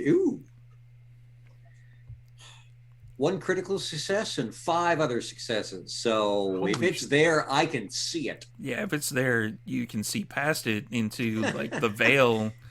You're seeing like wraiths and shit. Like you see the odd changeling walk by. You know, like. I blink and step into another world visually. Yeah, essentially that's basically what happens. You can see that there is a strange energy about this particular building. Like it is, it actually kind of reminds you of the void that you've experienced with your fellow clanmates that have done similar things like Arms of Ahriman and stuff like that, where it's just like you get kind of a chilling sensation. You can't quite put your finger on it, but it feels icky. I'm gonna put as the term I'm gonna use for that. And for the across the street, would you be standing somewhat near the Agamemnon Industries building? I would expect so. Okay. For that, since you rolled like super high in your awareness, you're definitely getting kind of a different vibe from this building. It is, you're equally unsettled, but in a different way. Like it makes you feel that the building itself doesn't want you there, whereas the Alexander Industries building kind of does want you there. But they're both equally not cool in feeling. It's really hard to describe a sense worm roll to something that's of the worm. Okay, I can I can roll that. So yeah, that's the feeling that you're getting. Margaret, you are going in with Mordecai, I believe. Yeah, her Mordecai and Jude are on one. She'll just be like right behind the center, basically about 2-3 feet away. Okay. So we're out of the limo now. You would pull into the parking garage area, and then it's easily enough to get to kind of an elevator situation from there. Cool. So we're heading in the elevator. So what we have is that I would have changed into a darker suit, darker overcoat, woolen overcoat, white scarf, hustled the hair up a little bit, 2 bottles of champagne. One of them is open, half drank. Pour one out. Pour one out for somebody. Unless you guys want to drink it. Pass. I mean, if Mercy wants to have a sip or whatever, that's fine. Mercy on one arm. Judith on the other, sort of thing, just as a sort of thing. Balance. Yeah. And basically it's come a out of the Mordecai elevator on the main floor. sandwich. Out of the elevator on the main floor, Tony Stark style. Just, I own this building. What is everything? Sort of thing. Just completely natural in the space, and as though I belong there, which is going to throw them hopefully. And I'm going to. Before I do, I'm rousing my charisma. Probably a good idea. Margaret, you were saying? Yeah, Margaret, no. We are fine. She does. She's pretty unsure she does how he's going to approach the situation. So, what she does is she'll lean against like the very back wall of the elevator. Mm-hmm. And she'll just like work her hands over her face to give herself a new face. Like fingers go into cheekbones and to kind of down the throat a little bit to change the vocal cords a little bit too. So I will do that rouse and that roll to see if I can get at least those 2 changes. Let you know. I gotta learn me that. Yeah, right? So, what is Ja and Abigail up to during this particular? Let's call you guys Team Scalpel and Team Scalpel and Team Hammer, because the Charisma Hammer is probably going to make an appearance, and then Team Scalpel is being sneaky and going to where they need to go. Oh, we're the Surgical. Hammer. Okay, sorry. Abigail would have really, really quickly dropped by home, grabbed her hoodie, grabbed a backpack instead of her laptop bag so that, everything's okay. And basically she's just sitting in a corner, kind of hidden away. And she takes out the phone. She takes out the laptop. Laptop does the iris scan, does the fingerprint thing. And she logs on to Kevin's VPN so that she can get into the actual security system of the building. Intelligence and technology. Ja, how are you approaching the building? You're muted. So I was saying, I suppose this kind of depends on how Abigail does, because assuming Abigail can, disable some cameras or something like that, Ja might just jump over a fence back door through this place, sort of thing. As long as he won't be seen. Otherwise, walk through the front door. It's probably going to be kind of similar either which way it goes, let's be honest. If she can disable the cameras, you can walk. Oh no. Okay, so I got 5 successes and then I got a crit. So I basically have 9 successes on this. Oh, yeah. Wow. Yeah. Yeah, you're able to you can We own basically Pentex now. Yeah, you can essentially see the superstructure of the building, it's one of those you're doing the hacker thing and then the superstructure of the building comes up and you can Oh, NCIS this. Don't. Oh, I'm totally NCISing this. Excellent. Enhance, click, Enhance. I know exactly where you are, Ja. A little red blip for no reason. Yeah, you can essentially see not like a red blip or anything, but you know essentially where Ja is in the building, because there are sensors that you are kind of that Ja is kind of tripping the sensors, but as Ja trips the sensors, you're able to counteract and make it look like the sensor didn't go off. And then you can basically go, okay, Ja, you can go ahead from here, or I'll let you kind of play it out, whichever way you want. There we go. So I'm actually sending Ja up to the 29th floor, and as you had said, storyteller, I'm basically just telling him where to go in order to, if there's a camera that I've turned off, so that he's passing that instead of something else, instead of, an open door or something like that. So I've sent him up to the 29th floor. Okay. So he is going to the 29th floor.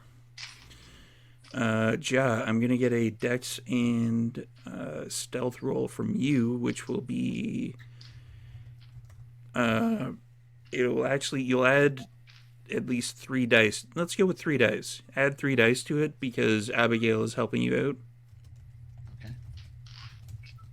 All right.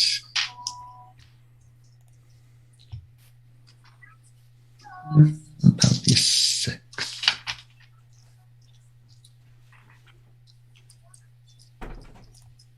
Sorry, how many? 6. 6 successes. No, 6 dice. I'm 6 counting dice. my dice.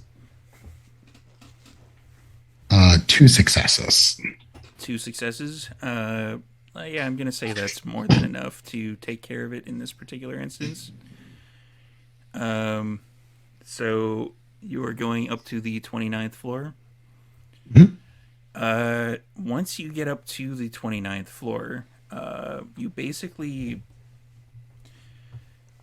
there was something here that, yeah, it's not a great feeling that you're feeling. There's like kind of a lot of slime in this particular floor. Like there's, it's like there was something here, or some kind of experiment here that happened. But there's like the floor itself is sticky. It doesn't look like there's any offices or anything here. Like you can see the pillars of like where, the load bearing pillars that are on this particular floor that they Can I are. But take a closer look at this slime and like see if I kind of suss out what it is? Sure. I do have some skills in occult here. Wits and occult. It's an occult. Hoping for intelligence, but we'll roll with wits. If you want to do intelligence, we could try that. Yeah, intelligence would be better. Int and occult. All right, there we go.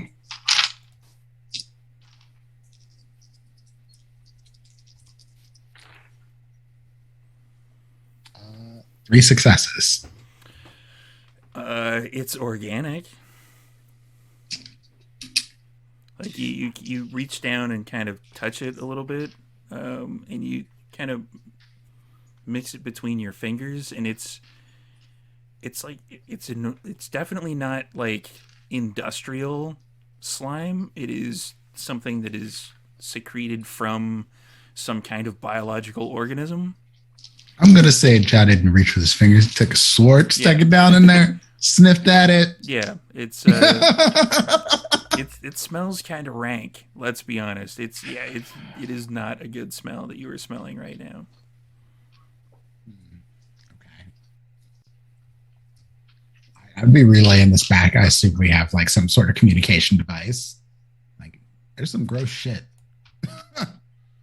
Is it, and I'm talking into my headset, is it moving at all? Like, is it pulsating? Is it storyteller? I hope not. Jesus Christ, no. Oh, okay. In that case, maybe we have the wrong floor. It is not pulsating, no. All right. Okay, so I guess there's no more meat room there. All right. And room. story. I'll explain later. And storyteller, in my triangulation, did I get anything other than, because I'm gonna assume I got 29th floor, but maybe I was wrong. Can I try again? For Pentex, it would be, I believe, the 27th floor. Okay. So I'm going to tell Jaw, you should probably try the 27th floor. You might have better luck finding Mr. Gray there. Fine. I'll take the stairs. Probably a good idea. So for the other party that is kind of stumbling its way into the building, for the most part, Margaret, what did you get for that particular readjustment roll? Let's call it. Well, she did a few readjustments actually. So for her flash crafting one, for visual stuff, she got 2 successes, but then I spent my first willpower, which bumped it up to 3. And then before I did that, I roused for her resolve. That failed. Her hunger went up to 2. Her rouse for flesh crafting passed. And then what I am also doing is I am activating vicissitude that round's failed, 103. But I did get 6 successes, but it does state that I can only do as many changes as per Mercurian level. So what I will do is I will use the first one for redistribution, which is going to put an additional dot in her strength. Armor, so what she's wearing basically is kind of like one of those 70s like jumper things. It has like the low back, it doesn't show any cleavage, but it kind of has like the wrap thing around the neck and everything like that, kind of like the bell bottom pants. Okay. But under the fabric of that outfit, she bulks up a bit because the second one goes into armor. So she gets another dot of armor, and then because she got 6, but she can only do max of 3, she will also put an additional dot in her dexterity. And I have notes of all that study. This sounds really gross for the other people in the elevator because there's like kind of a, kind of a stretching and crunching noise that's coming from behind you as there's readjustments happening. I am looking at my sister with rapt awe. Jude is also watching similarly, like impressed and not at all disgusted, but actually like intrigued. And she's just watching and hearing the nastiness, and she's just like, I gotta learn that. Not exactly something we throw around like Tori or do with their freaking or the stuffed presents, that's the word. You'll have to forgive me when I get a bit more strong, as they like to say. I don't think, I just kind of want to punch. But with her, I think I said it was, her stamina, like her legs elongate a little bit, and then her face, she just basically has kind of like your typical barren yet strong structured, like badass woman that you would typically see as like a personal bodyguard or something like that. All right. So the elevator dings, and you come out on the. Where you go? Which floor were you going to? I would imagine at least main to basically, unless we're coming. Can we get up to the 27th? I imagine if a building like this would be key carded. Yeah, it would. So there's no way we'd be able to get past. Main security, I imagine. Correct. So the plan was either to basically find some means of access that way, or hamper their ability to track anyone else in the building. All right. So it would ding on the main floor, and you would come out, and there would be it's kind of like the polished floors look. There's somebody there who's like running this kind of spinning polisher, and there's like a security desk that's there. The security guard comes out, and they're like, "Yes, can we help you, sir?" And I'm out there, I'm distracted, sort of thing. We're all laughing. Sort of thing. And then I said, "Oh my God, they were roommates." Seriously, that's amazing. And I hand the bottle to the guard. Hold this. But anyways, as I was saying, wait, what? The building actually has its history dating back to the 1940s when the original infrastructure. Oh, I'm sorry. Did you want some? No, I'm not supposed to drink while I'm on duty. Really? Yeah. That's no fun. I give you permission. Me too. Aw. And Jude is like clinging even tighter to Mordecai to try to, sell it, and just being like, yeah.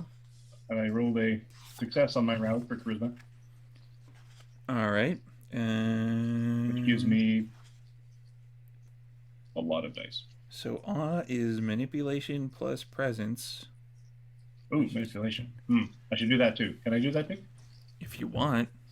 Absolutely. 8, yes. All right, and they are clearly not going to have as many dice as all that. So Manipulation and presence. yes. Okay.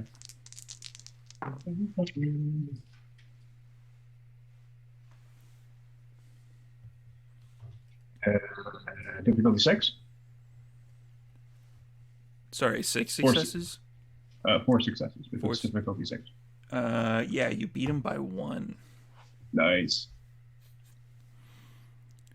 So that will, I believe, allow you to add your presence to any manipulation type rolls from this point on for the remainder of the scene.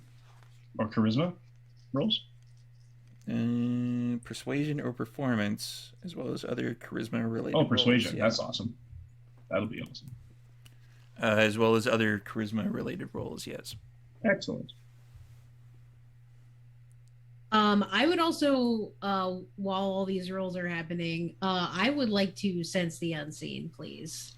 All and right. that's free. So Wits and awareness. what's an awareness? Okay.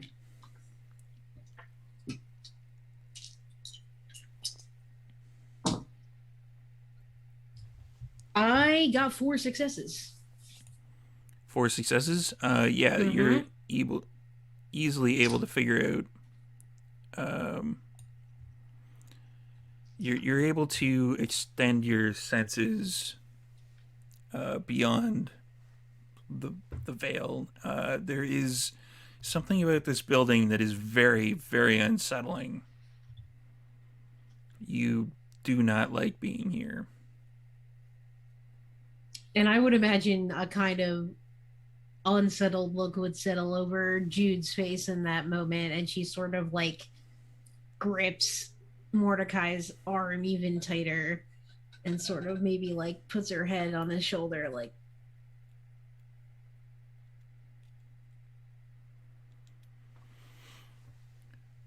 So what Sort of is pats. what is Mordecai doing in with regards to the guard? Because the guard is not really necessarily picking up what you're putting down. He's kind of holding what you handed to him, but that's different entirely.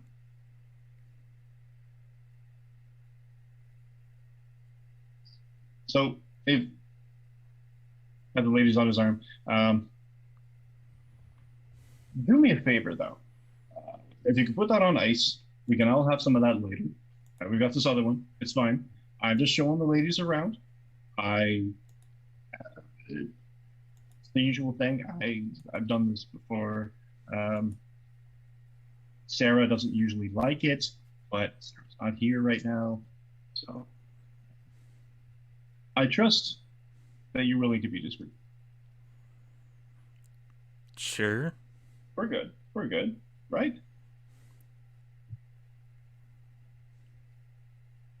So, anyways, actually, you know what? You could actually help us out. Ladies, would you be so kind as to show the ladies the basic security here? What you do, what it is you do that is so important to safeguard the rest of us. yeah, tell me. That's going to be a charisma and persuasion check.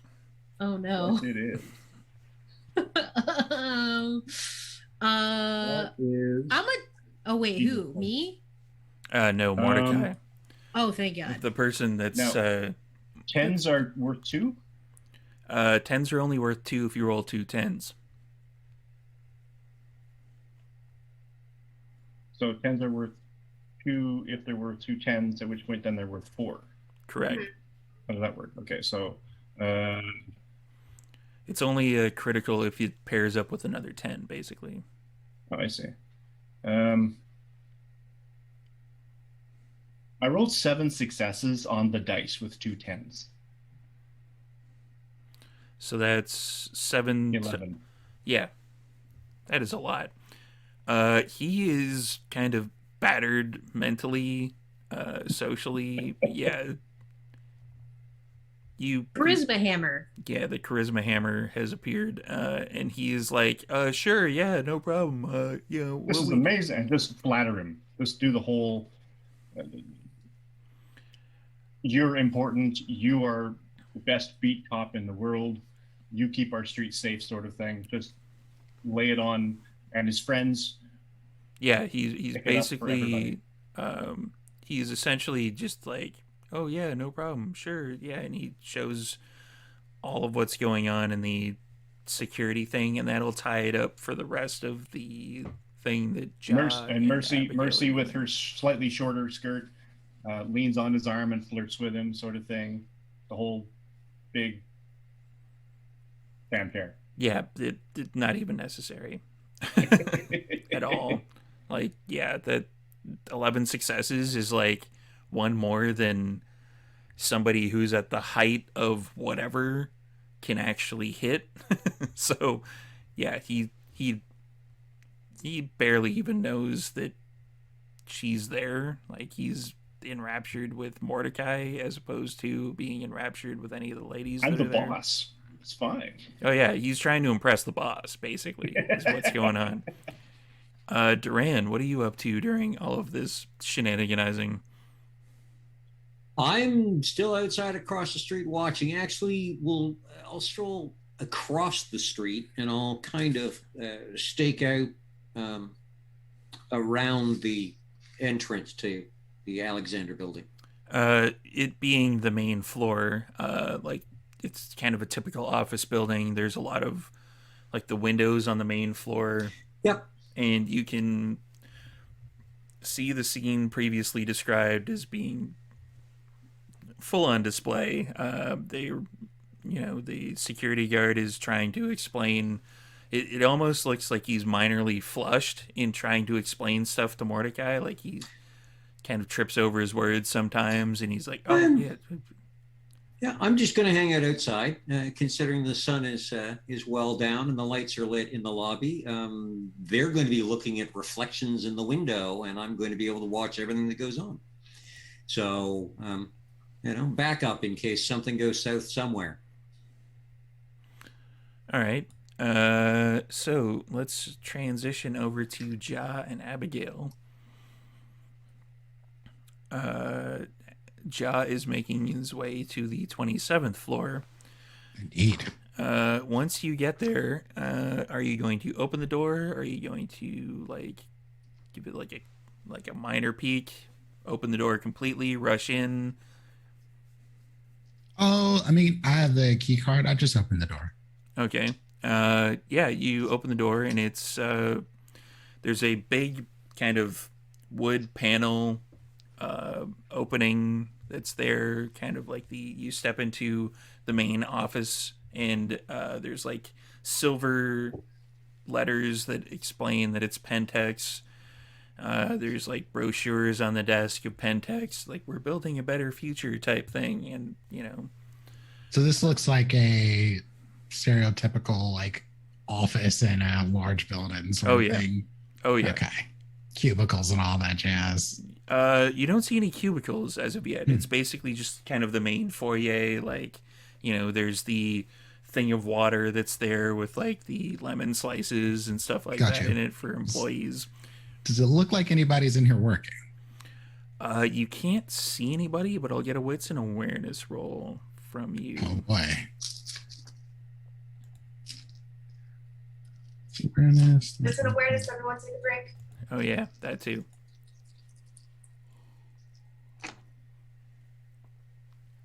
Two successes. Two successes. You can hear like some people are talking, but it's kind of like a lowly populated office, so it's like you kind of can hear something. It could be something that's just like playing on a monitor somewhere, like a the video that comes up of like the hey, we're Pentex, you want to join our company. Or it could be actually like people talking.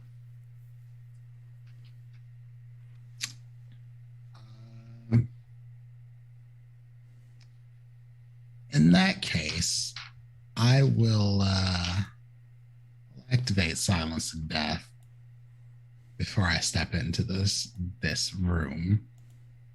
Just to dot my I's and cross my T's here, essentially. Understandable. not require a rouse check. Not for Silence of Death, no. Cool. So I open the door, sort of like peep in. There's from the main kind of foyer area, there is kind of a hallway that is, there's doors on either side, and at the far end you can tell that it's kind of a T-junction. But you can hear a little bit more clearly now that the voices are coming. If you were to hit the T-junction and turn right, it would be down at that particular hallway. Kill. I'm in the offices. Where am I going? There seems to be voices coming from somewhere down the hall in here. All right. Stay there. I'll see if everybody else is coming up, and I'll make my way up as well. But you probably need some backup, unless you feel like you want to take this on your own. But I'll make sure that we come up and meet you. Scout ahead. I'll be silent. All right. I'm going to send a text message to Jude saying, "Come to 27, please." And I'm going to send the same text message to Mordecai because, of course, I already have his cell phone number, and Margaret as well. That's right. You guys haven't set up a group chat yet. No. I was actually going to say something. I was like, we need a group chat, like, ASAP. Yes. My Go face ahead. is not in a book. And I'm also going to send that same message to Duran. We need you on 27. You're muted, Cliff. You're muted. I don't carry a cell phone. Oh.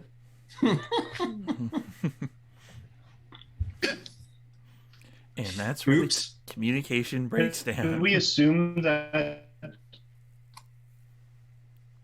Mike, you're breaking up? Mike? Okay, there we go. Try You're back. again. Mike, try again. We can cut. we assume that Duran is watching? You could Oh, yeah, probably I'm- even see him from where you are, really. If you Somewhat, yeah. glanced You can around. All right, so they basically get the text.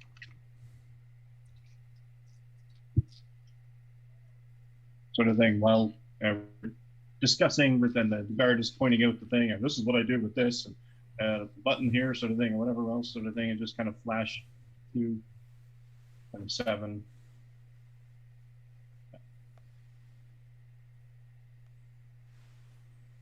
How would he get in? Leave that to him.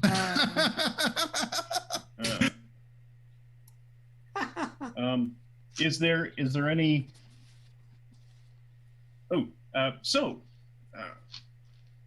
This is amazing. So you can literally see everything through cameras. The initial sort of the outside thing. How does the door open? Do you open the door remotely from here? Which door? The exterior doors, right here. Oh, these Well, doors? after Yeah, I hours, just how would hit you this get in? button here. Yeah, And he Cool. hits the button just like because he's an idiot. excellent. And Abigail, And, who has been basically hiding then out, is coming around the corner Turn and his is- head, distract him. Blah blah blah blah blah. Schmoosh, Yeah. schmoosh, schmoosh, blah blah Yeah. blah. Throw Offer him your- some champagne. Throw your arm over his shoulder and like aim him away Yeah. from. Yeah, okay. Champagne. So Glasses, sort of thing. Yay! yeah, he's starting to take a drink of the champagne a little bit because 11 successes is just battering him mentally. The So boss is here. This is amazing. He's schmoozing with me. yeah, Duran sees Abigail with the hoodie up, kind of come around the corner. Come with me, sir. No, you don't want to come. Text her quick. The door's unlocked. The front. Come on, you can come in the front. Come on, let's go. Inside. Okay, so Abigail's just gonna head in. She's gonna let Duran stay and do his thing, and she's going to kind of slip by Mordecai and go to the elevator, which I'm going to assume you've already gotten the security guard to, let us into. Yeah, you might want to text that. I'm good at schmoozing. I'm not good at planning. All right. Abigail's just gonna text Mordecai then. Get the elevator, please. Send it to 27 after we're in. Yeah, all right. What I want is there, and there's more than one guard. It's just the one that you can see. Just the one guard. All right. Well, then let's not be too hasty. I want security, very important. So lock the door. But I'm going to arrange it so you get a promotion. And all I want you to do for me tonight, have some more champagne. Sure, yeah. He absolutely takes another swig. Let's take a bit of a walk. I want to show these ladies this 27th floor. For the Pentex floor? Your Pentex. Yeah. All right. Yeah, sure, no problem. Yes. Yeah. And then he's going to walk with you. Yep. To the elevator that Abigail happens to be on.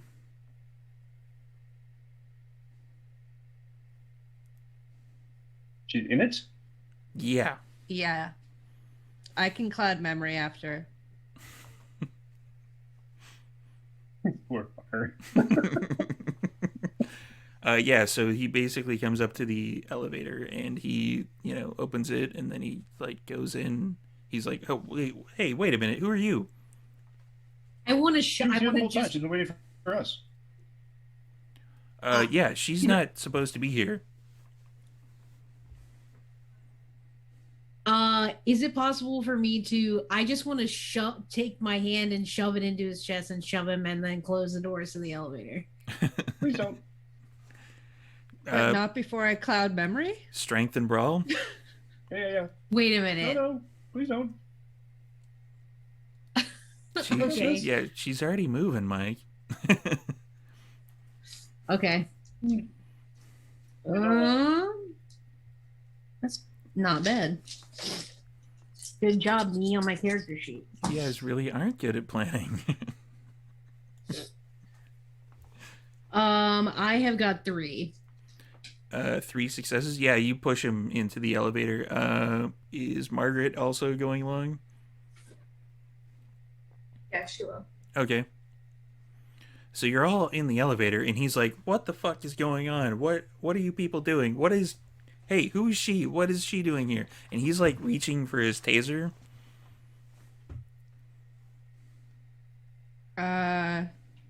Abigail's just gonna. What do you think? I'm just gonna mesmerize.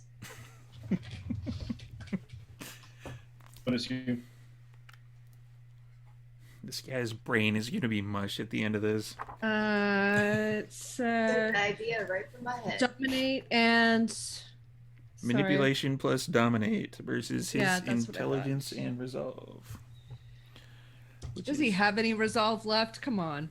He has resolve left. You don't spend it. It's not willpower. Oh, I could have. Oh no. Oh, for fuck's sakes. Reroll. 3 successes. Yeah. His brain is basically mush. I rolled 4 dice and there was not 1 success on it. So yeah. Okay. He's essentially just a excellent. So the order that I give is automaton. just stay here until we get to 27 and then go back down and forget all about this. Sure. And he swipes it, hits I was gonna 27. say, make him hold the elevator. He swipes it, hits 27, goes up to 27, doors open, and you guys, I'm assuming, get off. And he goes back down.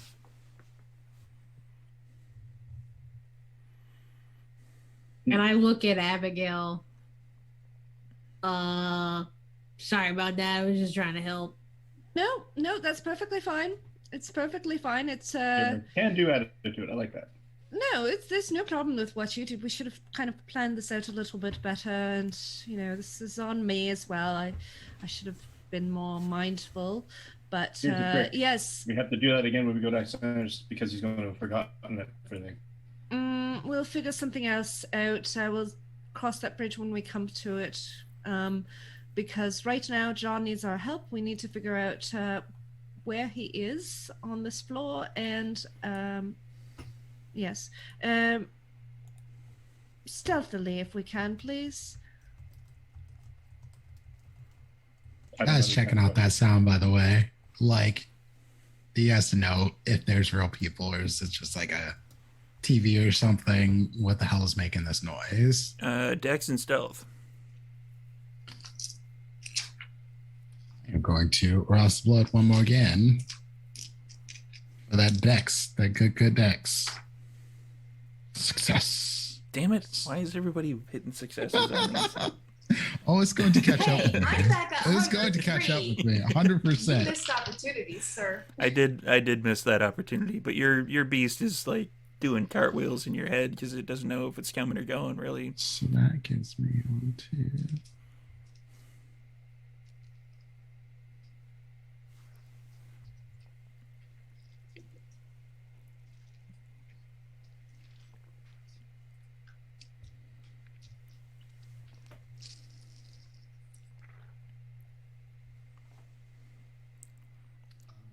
So I have crit and 1, so that is 5. 5. Yep. 5 successes. Okay, so Ja is like the wind, essentially. Like, just, you come around the corner, you look down that particular hallway, there's a light on underneath one of the doors, and you basically, the door is mildly ajar, and you're just able to, you can push it a little bit, and you can, kind of curl around, peer inside, and there is, in fact, people that are in that particular room, and they're basically saying, like, with the clear cutting initiative, we're going to basically just take the entire side off of that particular mountain. Well, and then there's like a bunch of like, okay. There's only about 3 people that you could make out that are in the room, though. All right. Then Ja will make his way back towards the sort of T-junction and towards the I don't know, lobby of this place, and sort of call to Abigail and says, there are people here.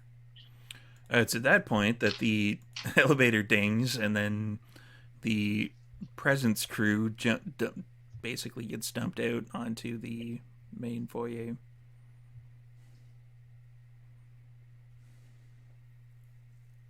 Okay, where do we look for him? And Ja's right in front of us. Ja is right in front of you. Okay. Oh, so we just see him. Hello, Ja. I'm Abigail's just trying to be as quiet as possible. Hello. So you say there are people on here on this floor. Okay.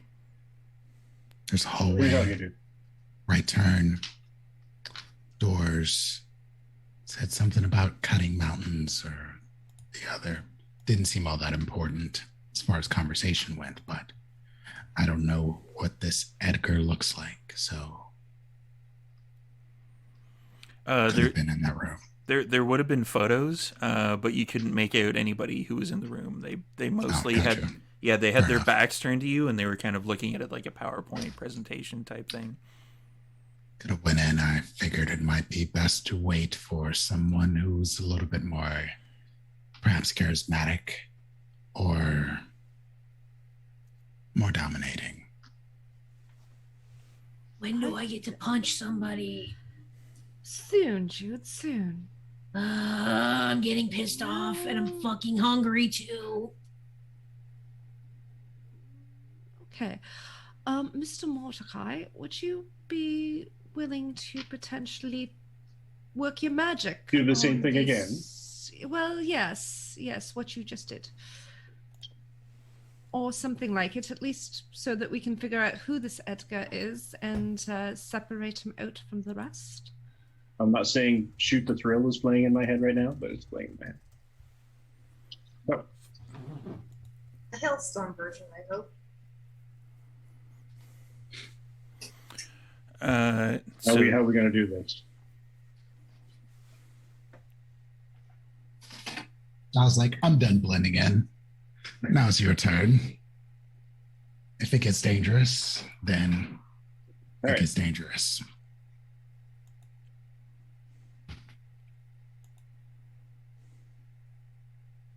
So, fix everything. I can seek mercy at the elevator, actually, to make sure that the elevator doesn't disappear on us.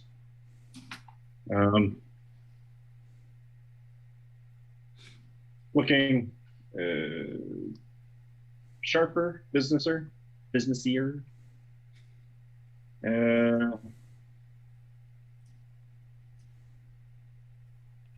Fix the suit a little. Everybody dress it up.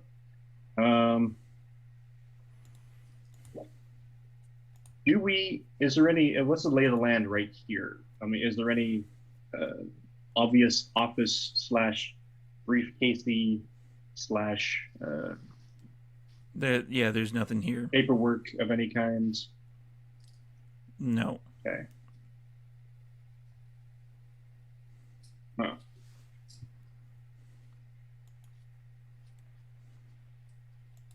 Yeah, fuck it. Readjust everything, take it all back out, do the same thing again. Schmooze, schmooze, schmooze. Laugh, laugh, laugh. Basically make it obvious that we're coming down the hall. Chow lets y'all go ahead because as soon as y'all go towards that other room, he's going to go to the other side just to check out everything over there. So whoever's actually Using coming, silence of death, obviously. or whoever isn't coming, It's still on, yeah. might want to disappear. Or hide in a room or something. Yeah, Jude's gonna go with Mordecai. Just You- similarly, like trying to carry on, like we're coming down the hall. Margaret following behind.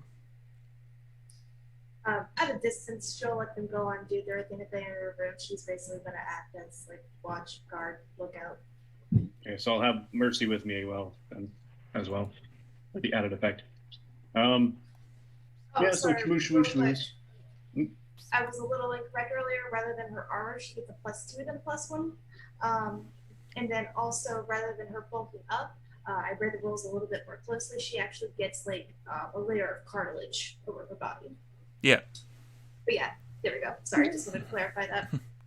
So you're more dexterous, more armored, and I believe more strong. I think you decided on. Terrifying. Yes, +2 to armor, +1 is strength, +2 to stamina. Okay. Wait, was it stamina? Was that the second one? Dexterity, my apologies. I always get that mixed up in the order. But yeah, +1 strength, +1 dexterity, +2 armor. It's pretty much a +1 in everything. Strength, dex, and the ability to get punched. So yeah, she is following you. How is Mordecai running with this particular thing? Same thing. We're on a tour. You go down the hallway and you see the light coming from that one particular office that has the door that's a little bit more open than it was before. Cool. So we're basically go. And as I walk up to the door, sort of thing, just sort of open up. And this is where we do all of our major planning. And like Oh my gosh! Wow. 3 heads turn around and look at you, and they're like, who are you again? I still have on. Yeah, that's fine. These are different people. They are different people. So Well, that's don't mind us. We're just on a tour. You guys, you just do what you're doing. It's Yeah, great. who Ladies, are this you? is, Sorry? Who Ouch. are you? Really? You don't know who he What a guy. is? And- How did Sarah not tell you about me? There's no Sara that works here. Oh, I'm willing to bet there is. In fact, I'm probably going to hire someone tomorrow named Sarah, just to spite you. That's going to require a charisma and let's get with persuasion roll. As many this time. 6 successes. 6 successes? 6 successes.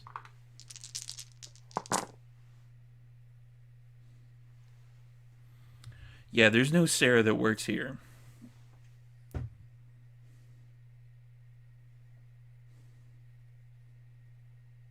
As I said, I'm going to hire someone tomorrow named Sarah. Yeah, you don't work here either.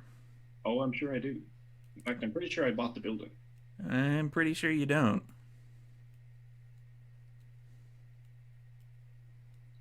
Pick up the phone. Yeah, hi. There seems to be a misunderstanding.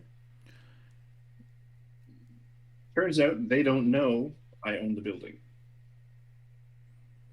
I would like you to rectify this. I don't care how long it takes. Just do it. So, as you're sitting in my chairs, And I would like you then to please explain. at that point that you say, "Please explain," and then the bald-headed gentleman who is sitting closest to the door starts to like kind of growl a little bit, and he like misforms, and the suit Uh-oh. rips off, and he's starting to grow into a kind of a giant werewolfy creature. And it's at that point that we are going to cut off this particular episode and do a to be continued for next time. I'm gonna die. Don't like that. Don't like that at all. Oh, my. Bad. That's bad. It's- Oh no. You mean Margaret's finally going to be an only child? Wow. Wow.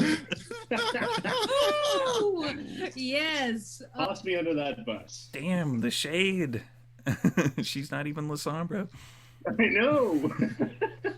Oh, I'm gonna get to use my sword. So Yeah, we're gonna kind of Punchy. need you in a minute. yeah, we are Punchy. going to do a quick round table. Thank you everybody for watching this particular evening, and yeah, I'm going to do a quick round table, see where everybody's at, what they're doing, and let's start off with Cliff. Where can we find you? You can find me on Instagram at the Vintage Self, which will be appearing over here if I'm pointing the right direction. You can find me in various other social media under DJ the Elf, DJ space TH''ELF if you do a little Googling. And you can sometimes find me in various cities across North America when we're allowed to be in them. We are currently not allowed to be in them. Mike? Hashtag soon. Yeah. Hi, Mike played Mordecai. May he rest in peace. You can find my pre-COVID and hopefully eventually post-COVID adventures cosplaying as at Canadian Captain America on Instagram or Twitter, CDN Captain America. I will be DMing a live stream on the Vancouver by Night channel, probably Tuesdays, probably very soon. And there might be another thing in the works, so stay tuned. And Sarah. Hey, I'm Sarah. I play Jude. You can find me on Twitter at MC Diabetes if you want to see what I'm up to. I'm a part of Martlet Games. We have a lot of things in development right now, including a chronicle that I am storytelling called London's Bleeding, which takes place in 1918, just after the end of World War One. So that's going to be debuting very soon, in fact. So I hope that you will go with me on my first storytelling adventure. And I'm a player in a lot of other games upcoming on Martlet. So go check out Martlet on Twitch and pretty much all social media. You can find us there. Thanks. And Astrid. Yes, hi, I am Astrid. You can find me on Twitter as diviner_Astrid. My end goal in life is to basically have a bed and breakfast that's cannabis friendly and has a metaphysics shop and herbal teaching classes and stuff like that. So I'm in school and stuff, working my way towards that and everything like that. But I do have an Etsy called Path of Astrid. So just check out the crystals that I have. I do tarot readings. I don't have a way to do them on Skype, but I do PDF distance readings. It's a little weird, I know. But if you get Reiki and how it works, it kind of applies. And fun fact, I do play a wonderful anti-church with a Sombra. Shout out to B.D. Walters, who I was able to test her out with, and shout out to the Cajun Night server, which I currently play her on. And over to Prince. Hey everybody, I am Prince, aka Doubles and Dice. That's where you can find me on Twitch, Twitter, Instagram, and all those social media things. I do stream over on my channel. I'll be there tomorrow at 4 p.m. doing Acquisitions Inc., which is a D&D campaign where I am the DM. But tonight, you can catch me on Rolling These 20s as a storyteller for Philadelphia by Night. It is a chronicle I've put together with a few friends over there, and it has been incredibly interesting what they are doing with their downtime, which is basically starting more stuff in drama. But yeah, you can catch us over there later on this evening, and then on Wednesday nights we do D&D over there, where I'm not the storyteller, I am a player in that campaign. But a bunch of other stuff coming up. I suspect you'll also see me over on Faeforge Academy next week on Thursday at 8:30 a.m. Pacific time. Yes, that's correct. I double checked. That's correct. That's the 22nd. I got it. And Joanna. I am Joanna. You will find me on Twitter at Hyro Gardner. And as far as where else you'll find me, you will find me here next week. All right, and I am Storyteller Steve. This week I'm gonna try to do it because I joked about it last week, so I'm gonna probably shave before we raid into the next game, which we filmed this one on Mondays, we filmed the other one on Thursdays, so I'm gonna try to shave probably Wednesday and then be oh look, I'm clean shaven. It only took me 15 minutes or whatever. So we are doing the Saturday takeover. This is game number 1. Game number 2 we are going to be heading into in just a few minutes. That is the Vancouver adjacent by night, where we get to see that ragtag group of kindred plot and scheme and make plots about schemes, and it's kind of like meetings about meetings at this point. Really, it's super fun to play and super fun to storyteller to everybody. Thank you all for being a part of this game, because it's awesome. We are going to go into that one in just a few minutes, but first, another special shout out again to Martlet Games, because they rock, and they put out some awesome games in the past, but they are working on a bunch of awesome stuff, from what I hear, to be released very, very soon. And I'll put the links in the chat over there somewhere for the Martlet Game stuff.